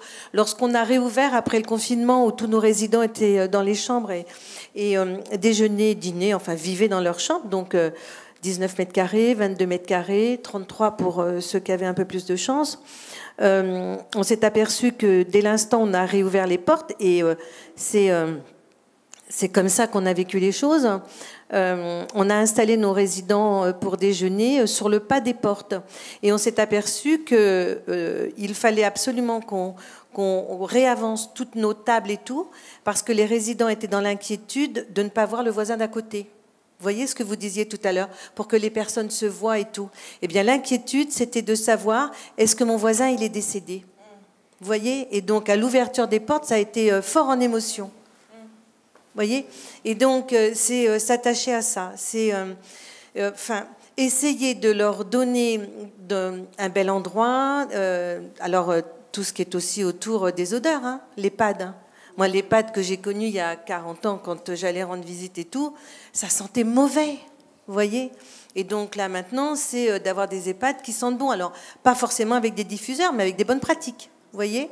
Et donc quand vous êtes dans des grands bâtiments comme le nôtre, même si on en est très content, que vous avez par exemple 6 aides-soignantes sur un étage, eh bien il faut que nos aides-soignantes, elles aient chacune leur chariot. Vous voyez, il faut réfléchir à tout ça. Et bien ces chariots, il faut qu'on les range. Où est-ce qu'on les met? Ça ne va pas traîner dans les couloirs, parce que c'est moche. Ils sont moches, nos chariots de soins. On a un chariot de linge propre, on a un chariot de linge sale. Il faut que ça soit rangé. Donc il faut penser à tout ça. Il faut qu'à un moment donné, tout ça, ça soit rangé dans des coins et que ça disparaisse. Et que notre maison, elle soit belle et qu'elle sente bon. Donc, tout ça, c'est à repenser. Ça interroge le programme. Tout ce qu'on entend, c'est l'usage et encore l'usage. C'est ça qui va guider la conception, non?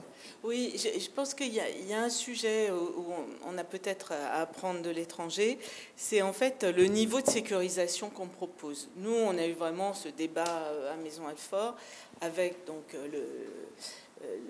des gens de chez Coalia qui ont autour, par exemple, des choix de mobilier. Moi, j'ai beaucoup appris. mais sur la hauteur du siège pour pouvoir se relever, etc., la hauteur de la table basse, etc.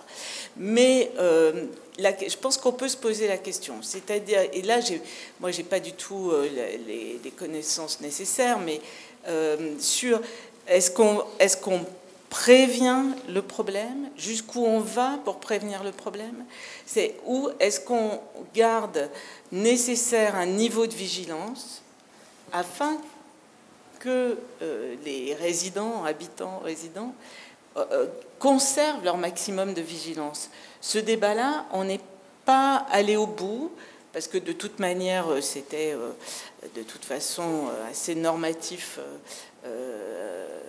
en amont, mais je pense qu'il y a certains pays où on pose un peu différemment la question de la sécurité. Parce qu'on considère que le fait de stimuler la vigilance est un objectif essentiel et que si on supprime trop les problèmes au niveau du sol, enfin, vous voyez, nous, on avait par exemple acheté des tapis, on nous a fait ranger tous nos tapis, parce qu'il était hors de question d'avoir un tapis dans les parties communes. Et enfin, c'est toutes ces questions-là qui sont, d'après moi, pas si simples à évacuer, quoi. Il y a un côté, c'est non, parce que vous mettez les gens en danger, mais en même temps, est-ce que le fait de faire attention à l'endroit où on pose ses pieds n'est pas essentiel? Est-ce qu'il ne faut pas conserver cette vigilance? Je pense Tu penses à quel pays là? Aux Pays-Bas je sais que non, au Japon, il y avait des expériences qui avaient été faites avec justement une réflexion tout à fait particulière pour ne pas mettre les gens en danger, mais les mettre toujours en nécessité d'être vigilants sur leur comportement, la manière de voilà. Vous savez,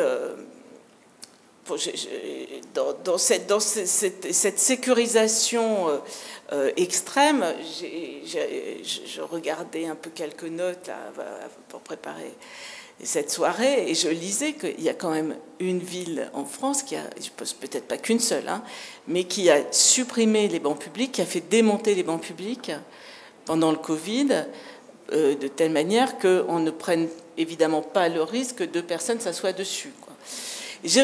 Si vous voulez, quand on se pose le problème des personnes âgées, qu'on s'interroge sur les bancs publics, parce qu'on n'en a pas parlé, mais moi je pense qu'il faut parler de l'espace public aussi. On ne peut pas parler que du bâtiment. Qu'est-ce qui se passe dans la rue, qui me paraît par contre parfois trop dangereuse, mais peut-être là de manière vraiment pas responsable, enfin que je trouve anormalement dangereuse. À cause des trottinettes qui... Non, à cause aussi de la manière dont les trottoirs sont réglés, à cause du oui, à cause d'un certain nombre de problèmes qui peuvent entraîner des chutes. Je lisais qu'un piéton, dans les morts de piétons, il y en a 1 sur 2 qui a plus de 65 ans. Donc c'est toujours cette question entre on sécurise, mais si on supprime la vigilance nécessaire. Et donc cette gestion un peu assurantielle des lieux pour les personnes âgées, et je pense mérite un vrai débat.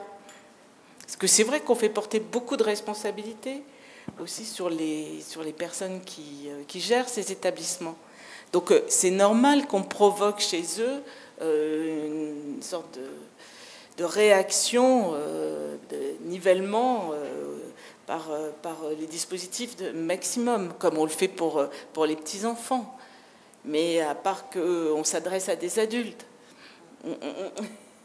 Et bon, moi, ça me paraît une question de recherche intéressante. On peut citer l'exemple, par exemple, au Québec, de l'approche Amadiem, donc eux, ils ont vraiment fait, c'est à Trois-Rivières, une maison que pour les personnes qui ont des troubles cognitifs. Donc vraiment dans la population qui, on va dire, les plus à risque, entre guillemets, de fugue, si on emploie ce vocabulaire, ou qui peut avoir des comportements au quotidien dangereux. Et eux, ils ont vraiment développé toute une approche, que ce soit au niveau architectural, mais pas que, vraiment, là encore, l'accompagnement et la formation des personnels qui vont accompagner au quotidien ces personnes, c'est quand même aussi un élément assez crucial. Et ils ont fait le choix, par exemple, ce que vous évoquiez tout à l'heure, des escaliers. Il y a des escaliers, alors qu'on dit, bah oui, mais il risque de tomber, etc. Il y a une cuisine comme dans une maison, c'est une maison en fait. Et donc du coup, il y a les bonnes odeurs de cuisine, donc les gens se disent, ah mais oui, je vais m'y mettre aussi, il y a chacun a sa chambre, et c'est vraiment toute une approche qui est là à repenser en fait. Et en termes de sécurité, ils ont pris ce parti pris de se dire, on prend le risque, il faut que les familles acceptent aussi, quand on décide que notre proche va habiter dans cette maison, d'accepter le projet aussi et de se dire, ok, il y a un risque, c'est pas fermé, il peut sortir dans la ville, mais on sait que monsieur machin, il sort et qu'on va le retrouver, ou sur lui, il va avoir son portable, ou on va l'appeler, ou voilà. Et donc du coup, c'est vraiment un projet à accepter en fait comme ça. Donc je pense qu'il y a ces aspects-là. Non. Oui, parce que... Non, mais il y a des directeurs d'EHPAD en France qui ont ouvert leurs portes. Enfin, parce que si on veut aussi avoir envie d'aller vivre dans ces établissements, il faut pouvoir... si on est enfermé, on n'y va pas, on n'est pas fou, quoi. Pourquoi et moi, je me souviens de cette gériatre qui défendait l'idée de ne pas mettre de main courante. Que cette main courante, elle rendait quelque part encore plus... Et donc c'est elle qui a aussi poussé pour cet escalier, etc. Mais on n'a pas le droit à l'accident, quoi. C'est ce que nous dit un peu cette expérience au Québec, qui a été reprise aussi en France dans les maisons de Crolles à côté de Grenoble.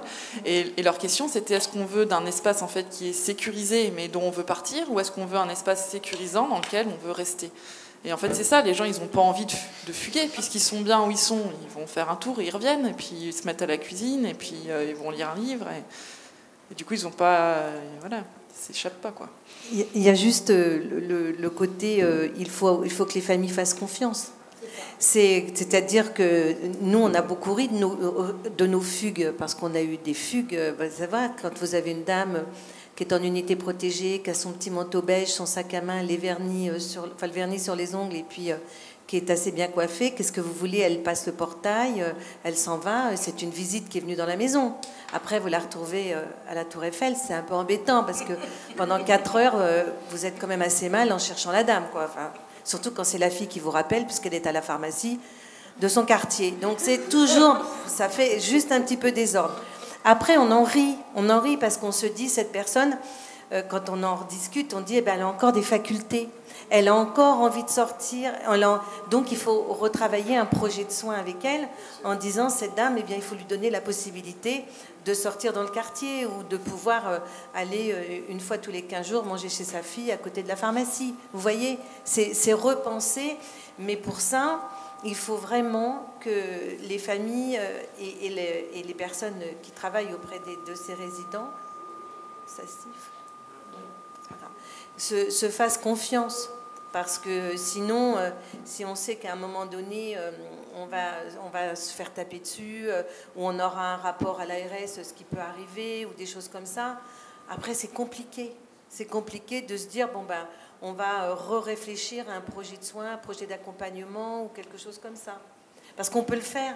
Pour chaque personne qui rentre dans la maison, chacun se doit d'avoir un projet de vie, un vrai projet de vie. Mais après, il faut être accompagné. Il ne faut pas qu'on le fasse tout seul.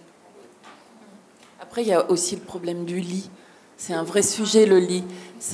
On quitte un lit double, on se retrouve dans un lit simple, isolé au milieu d'une pièce. Donc forcément, la nuit, on tombe. Donc il faut mettre des... C'est un vrai... Le lit. Pourquoi c'est pas un lit double? Pourquoi il peut pas être dans un coin? Alors, le lit...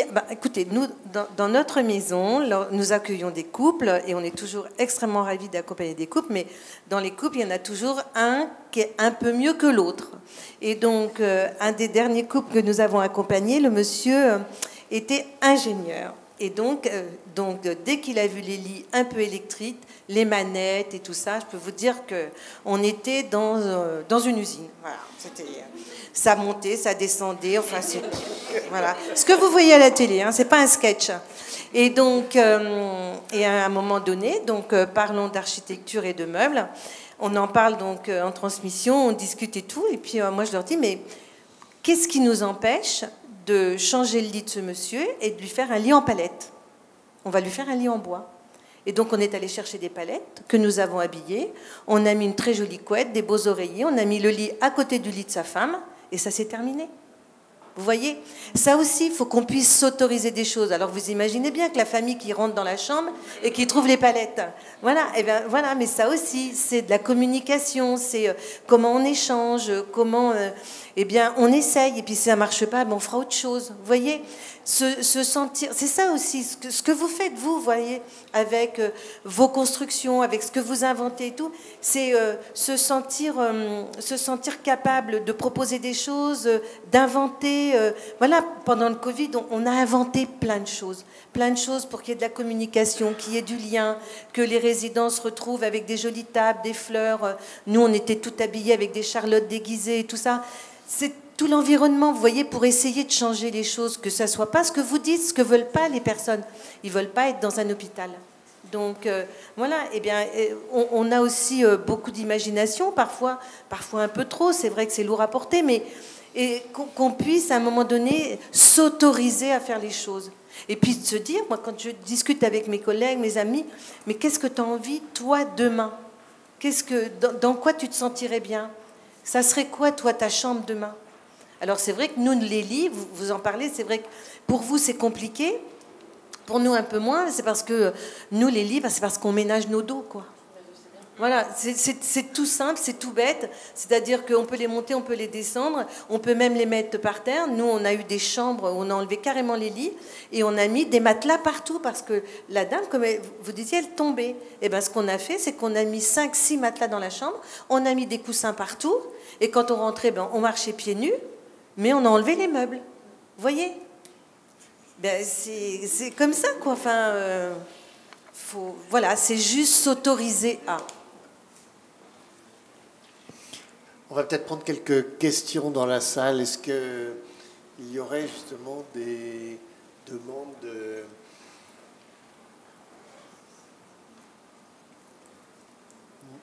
Non? Personne?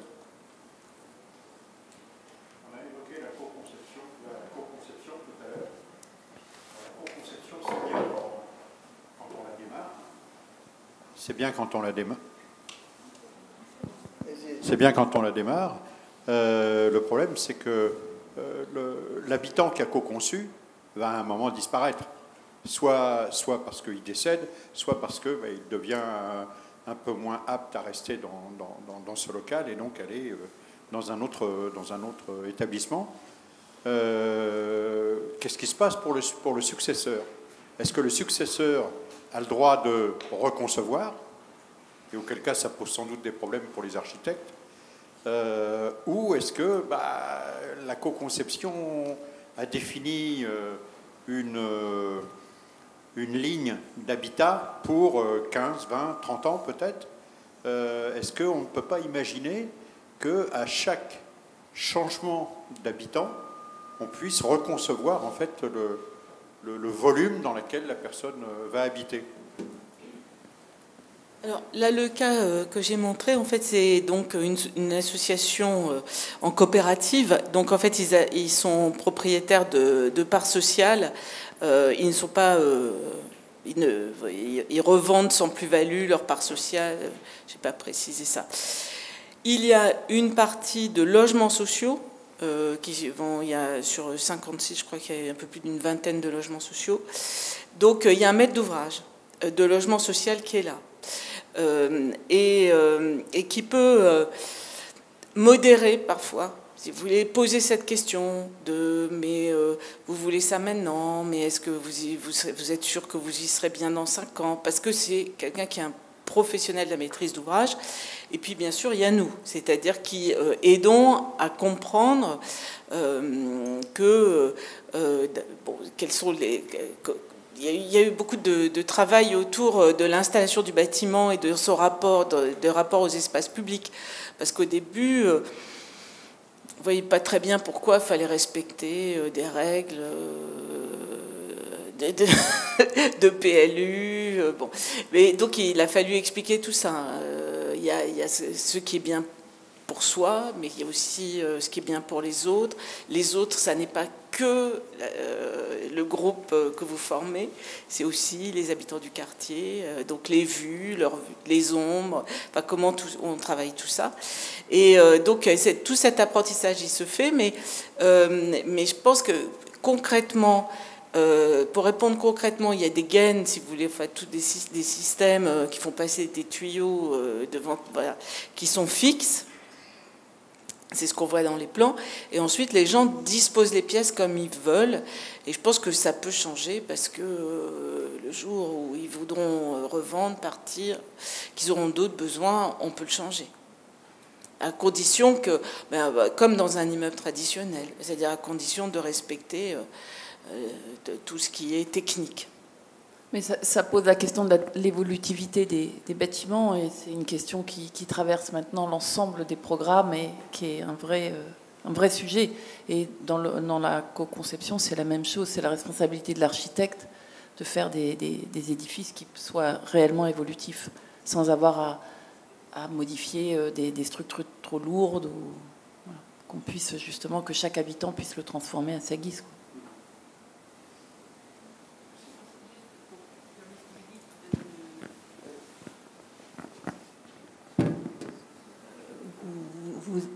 Ça marche. Vous parlez du fait que quand il y a une résidence ou un bâtiment qui est fait pour, entre autres, accueillir des personnes âgées dans votre environnement, que vous pouvez entrer et sortir, ça peut vous donner envie d'y aller. Mais globalement, dans les gens qui sont dans les EHPAD, je ne sais pas en pourcentage, mais souvent c'est des gens qui se retrouvent après un accident de santé, ils passent aux soins de suite. À un moment donné, il faut qu'ils aillent quelque part et ils vont là où il y a de la place. Et qu'effectivement, ils ne choisissent pas. C'est des gens qui, au départ, voulaient rester chez eux et qui se retrouvent dans un EHPAD non choisi parce que leur santé s'est dégradée directement. On est encore en possibilité aujourd'hui de choisir son EHPAD. C'est-à-dire que... place. Oui, mais oui. Mais j'ai parce pas eu l'impression, moi j'ai non, mais c'est parce que vous n'avez pas encore l'âge pour entrer dans un EHPAD. Le jour où vous serez intéressé. Tante, ma mère. Non, mais voilà. Il faut juste chercher un petit peu aux alentours, essayer de gérer au niveau du rapprochement familial, parce que c'est un critère extrêmement important. C'est-à-dire que le fait que les enfants rapatrient entre guillemets leurs parents auprès d'eux, ça veut dire qu'il y aura beaucoup plus de visites, il y aura un accompagnement et tout ça. Donc lorsqu'on est dans cette idée, et puis vous savez, c'est pas parce qu'on en parle que ça va arriver demain. Et donc l'idée de mettre le sujet sur la table, après ça vous donne aussi la possibilité d'aller voir un petit peu ce qui se passe autour de vous. Et lorsque, tout à l'heure, vous parliez aussi du mobilier, donc on parlait des lits, mais nous, il n'y a que le lit que nous imposons dans la maison. C'est-à-dire que le résident arrive avec ses meubles. Et ça, c'est extrêmement important. Lorsque il arrive, c'est de se retrouver dans un milieu qu'il connaît et qu'il aime bien. Et nous, ça nous amuse assez de reproduire ces petits logements. Et un des derniers que nous avons fait, c'était reproduire le bureau d'un monsieur qui travaillait au Quai d'Orsay. Et donc, on s'était bien amusé à lui faire son bureau, son fauteuil de bureau, sa bibliothèque, la photo sur la porte et tout ça. Enfin, mais ça aide aussi à accompagner. C'est-à-dire que ce monsieur, la façon de le saluer, la façon dont on arrive et tout, eh bien, ça change aussi le comportement des soignants. Vous voyez ? Mais c'est pas parce que vous avez été, par exemple, commerçante ou paysan qu'on va pas se comporter de la même façon. Mais moi, j'ai eu un monsieur centenaire qui ne reconnaissait pas sa chambre. Et donc, on avait mis sur la porte de sa chambre des fermes, enfin des champs de fleurs et tout ça. Et donc, après, 100 ans quand même, eh bien, il reconnaissait sa chambre. Vous voyez, c'était essayer aussi d'aménager leur endroit pour que, lorsqu'ils arrivent, ils se disent... Bon, j'ai encore un petit peu de chez moi. Ça, c'est important.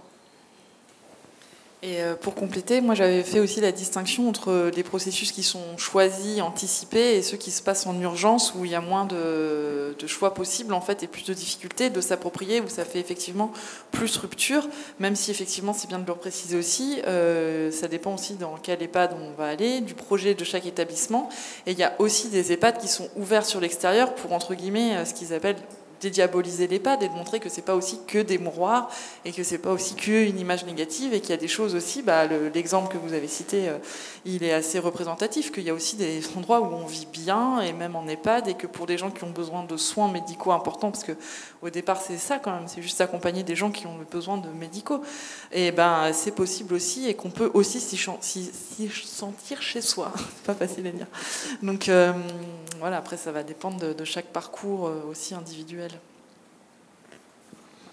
Y aurait-il d'autres questions? Monsieur? Moi, j'avais une autre question, en fait, sur l'idée de ces différentes transformations. Est-ce que vous trouvez qu'il y a des projets où ils vous demandent d'en fait transformer des immeubles qui existent pour les rendre utiles à ces usages-là, ou est-ce que ce sont que des constructions neuves? Non, il y a souvent, là nous on vient de participer à un concours de transformation, de conversion, on va dire, de l'ancienne poste de Metz en résidence pour personnes âgées et en résidence étudiante. On a perdu le concours, mais ce qui est vraiment intéressant dans les réhabilitations ou les transformations de bâtiments existants, c'est que ça permet aussi de sortir des standards, puisqu'on s'appuie sur la structure d'un bâtiment existant, sur ce qui fait son essence, et ça permet de tout à coup d'avoir des organisations aussi, ou même des lieux de vie qui forcément sont obligés de s'appuyer sur un existant, donc vont peut-être avoir des hauteurs différentes, des dimensions qu'on ne s'autoriserait jamais avec du neuf, parce que ça revient finalement moins cher de respecter réellement l'existant que de s'appuyer sur un programme tout fait. Donc nous, on aime beaucoup ça, travailler sur des édifices existants. Ouais. Oui, on peut même dire qu'il y a beaucoup d'extensions déjà de bâtiments anciens à agrandir. Il y a plusieurs exemples dans l'exposition. Et en effet, le patrimoine postal, là, qui est vraiment en mutation totale, précisément intègre de plus en plus, parce que tu as parlé de Metz, mais Strasbourg aussi, l'immense poste de Strasbourg, en plein cœur de ville, on revient à cette notion d'être au cœur de la ville, et bien précisément intègre ça. Donc dans une idée transgénérationnelle, puisque là il y a du coworking, il y a des tas de choses, donc ils peuvent laisser les personnes, les anciens, les aînés, comme on dit, au cœur justement de la ville la plus active. Donc c'est ça qui est intéressant. Et il y a aussi une fierté aussi, parce que ce sont souvent, quand c'est les anciens, donc ils sont au cœur, mais c'est des beaux bâtiments, donc on est fiers aussi de se dire qu'on peut y habiter. Enfin, il y a quelque chose de cet ordre. Voilà. Alors,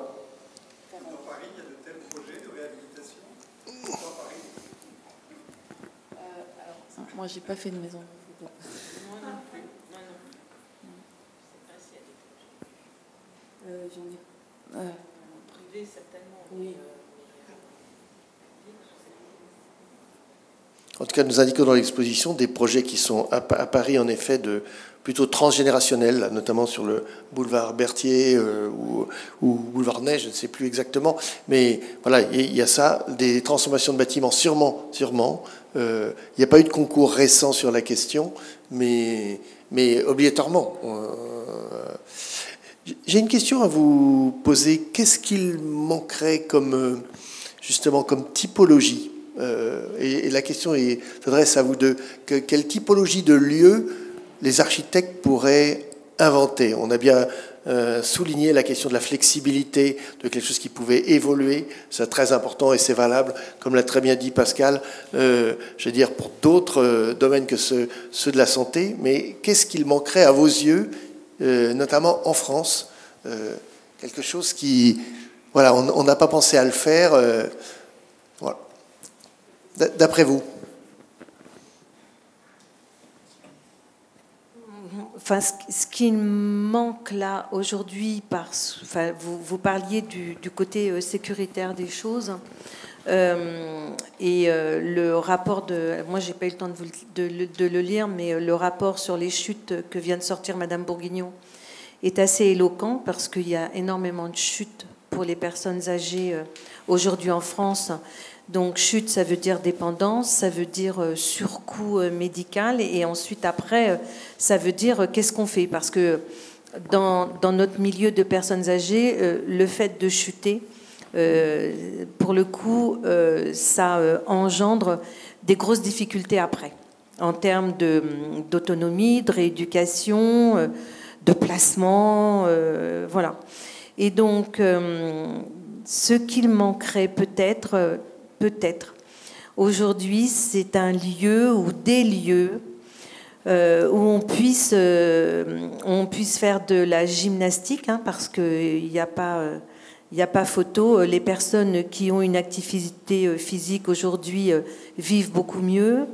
Des parcours sécurisés au niveau des squares pour les personnes âgées, où elles ne se retrouvent pas avec des enfants qui jouent au ballon ou qui courent et qui risquent de les faire tomber. Donc des lieux comme ça où ils peuvent se retrouver, où ils peuvent ne pas avoir peur ni avoir honte de faire une activité physique, parce que c'est pas simple aujourd'hui, 70, 75, 80 ans, de repartir faire du sport, mais il n'y a pas de secret. Je pense que la prévention, c'est ça.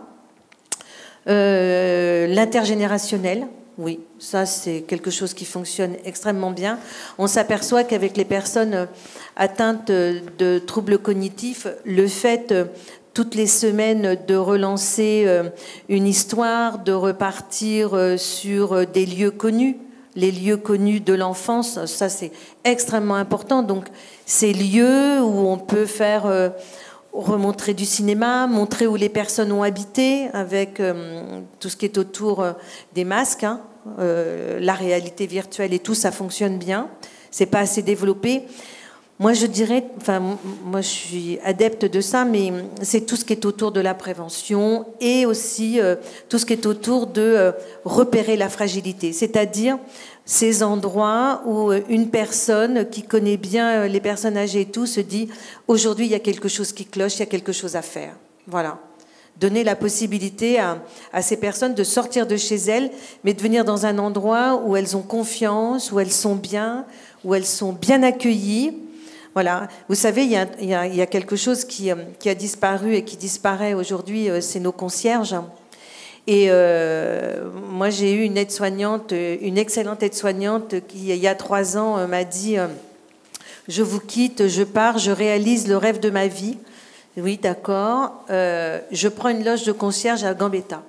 Oh, et je lui dis « Ah bon ?» et tout. Alors je me dis « Mais enfin, Tania, vous êtes une excellente aide-soignante. Pourquoi vous ne voulez pas rester avec nous ?» et tout ça. Elle me dit « Non, c'est le rêve de ma vie. Je prends une loge de concierge. » Et après, lorsque j'ai réfléchi, je me suis dit que dans les 3-4 immeubles dont elle allait avoir la responsabilité, les vieux là-bas, ils allaient bien vieillir parce qu'elle aurait les compétences. Elle aurait l'œil, lorsqu'elle allait monter le courrier et tout ça, de s'apercevoir, de voir et de détecter quelque chose qui n'allait pas, et elle pourrait alerter. Et ça, voilà, c'est quand même dommage que ça n'existe plus. Et peut-être pour compléter, moi je redirais aussi que l'important, ce serait encore, plutôt que nous d'imaginer ce qui manquerait, c'est de demander finalement aux gens ce qu'ils en pensent eux. Et encore, je pense qu'on aurait encore une diversité de réponses, autant qu'il y a une diversité de population. Et je pense que c'est pour ça qu'il manquera toujours quelque chose, parce qu'il y aura toujours un profil qu'on n'aura pas eu dans le scope à un moment donné.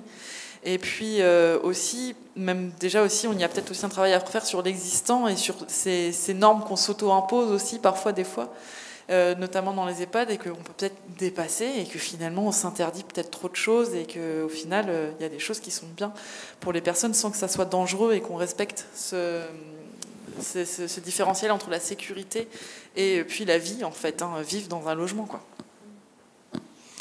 Et toi, Pascal, Par rapport à cette typologie du futur, où c'est un peu ça la question, je ne sais pas si vous connaissez ce directeur de maison de retraite, Pierre Guabeau, qui est à Chambord, je crois.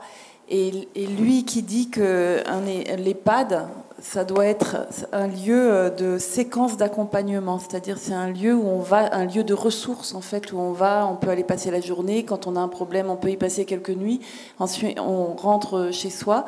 Et il utilise une image pour dire que cette maison de retraite, elle devrait avoir la même fonction que le banc du village. C'est un endroit où les vieux viennent se reposer de temps en temps, tout en observant, commentant et participant à la vie. Donc ça, c'est en Touraine, hein, Chambord. Ça, c'est lui, il défend un EHPAD du futur qui doit être celui-ci. D'accord. Et je pense qu'on est sur le chemin sur cette voie-là. Marie-Hélène, C'est une belle phrase pour conclure. Oui, c'est sûr. Non, mais peut-être que dans ce qu'on peut faire dans les financements du logement, imaginer un système que nous, on avait expérimenté, qui avait très bien marché avec du privé, mais c'était mettre entre deux logements un studio accessible depuis les parties communes, mais on pouvait ouvrir et faire communiquer avec un logement ou avec l'autre.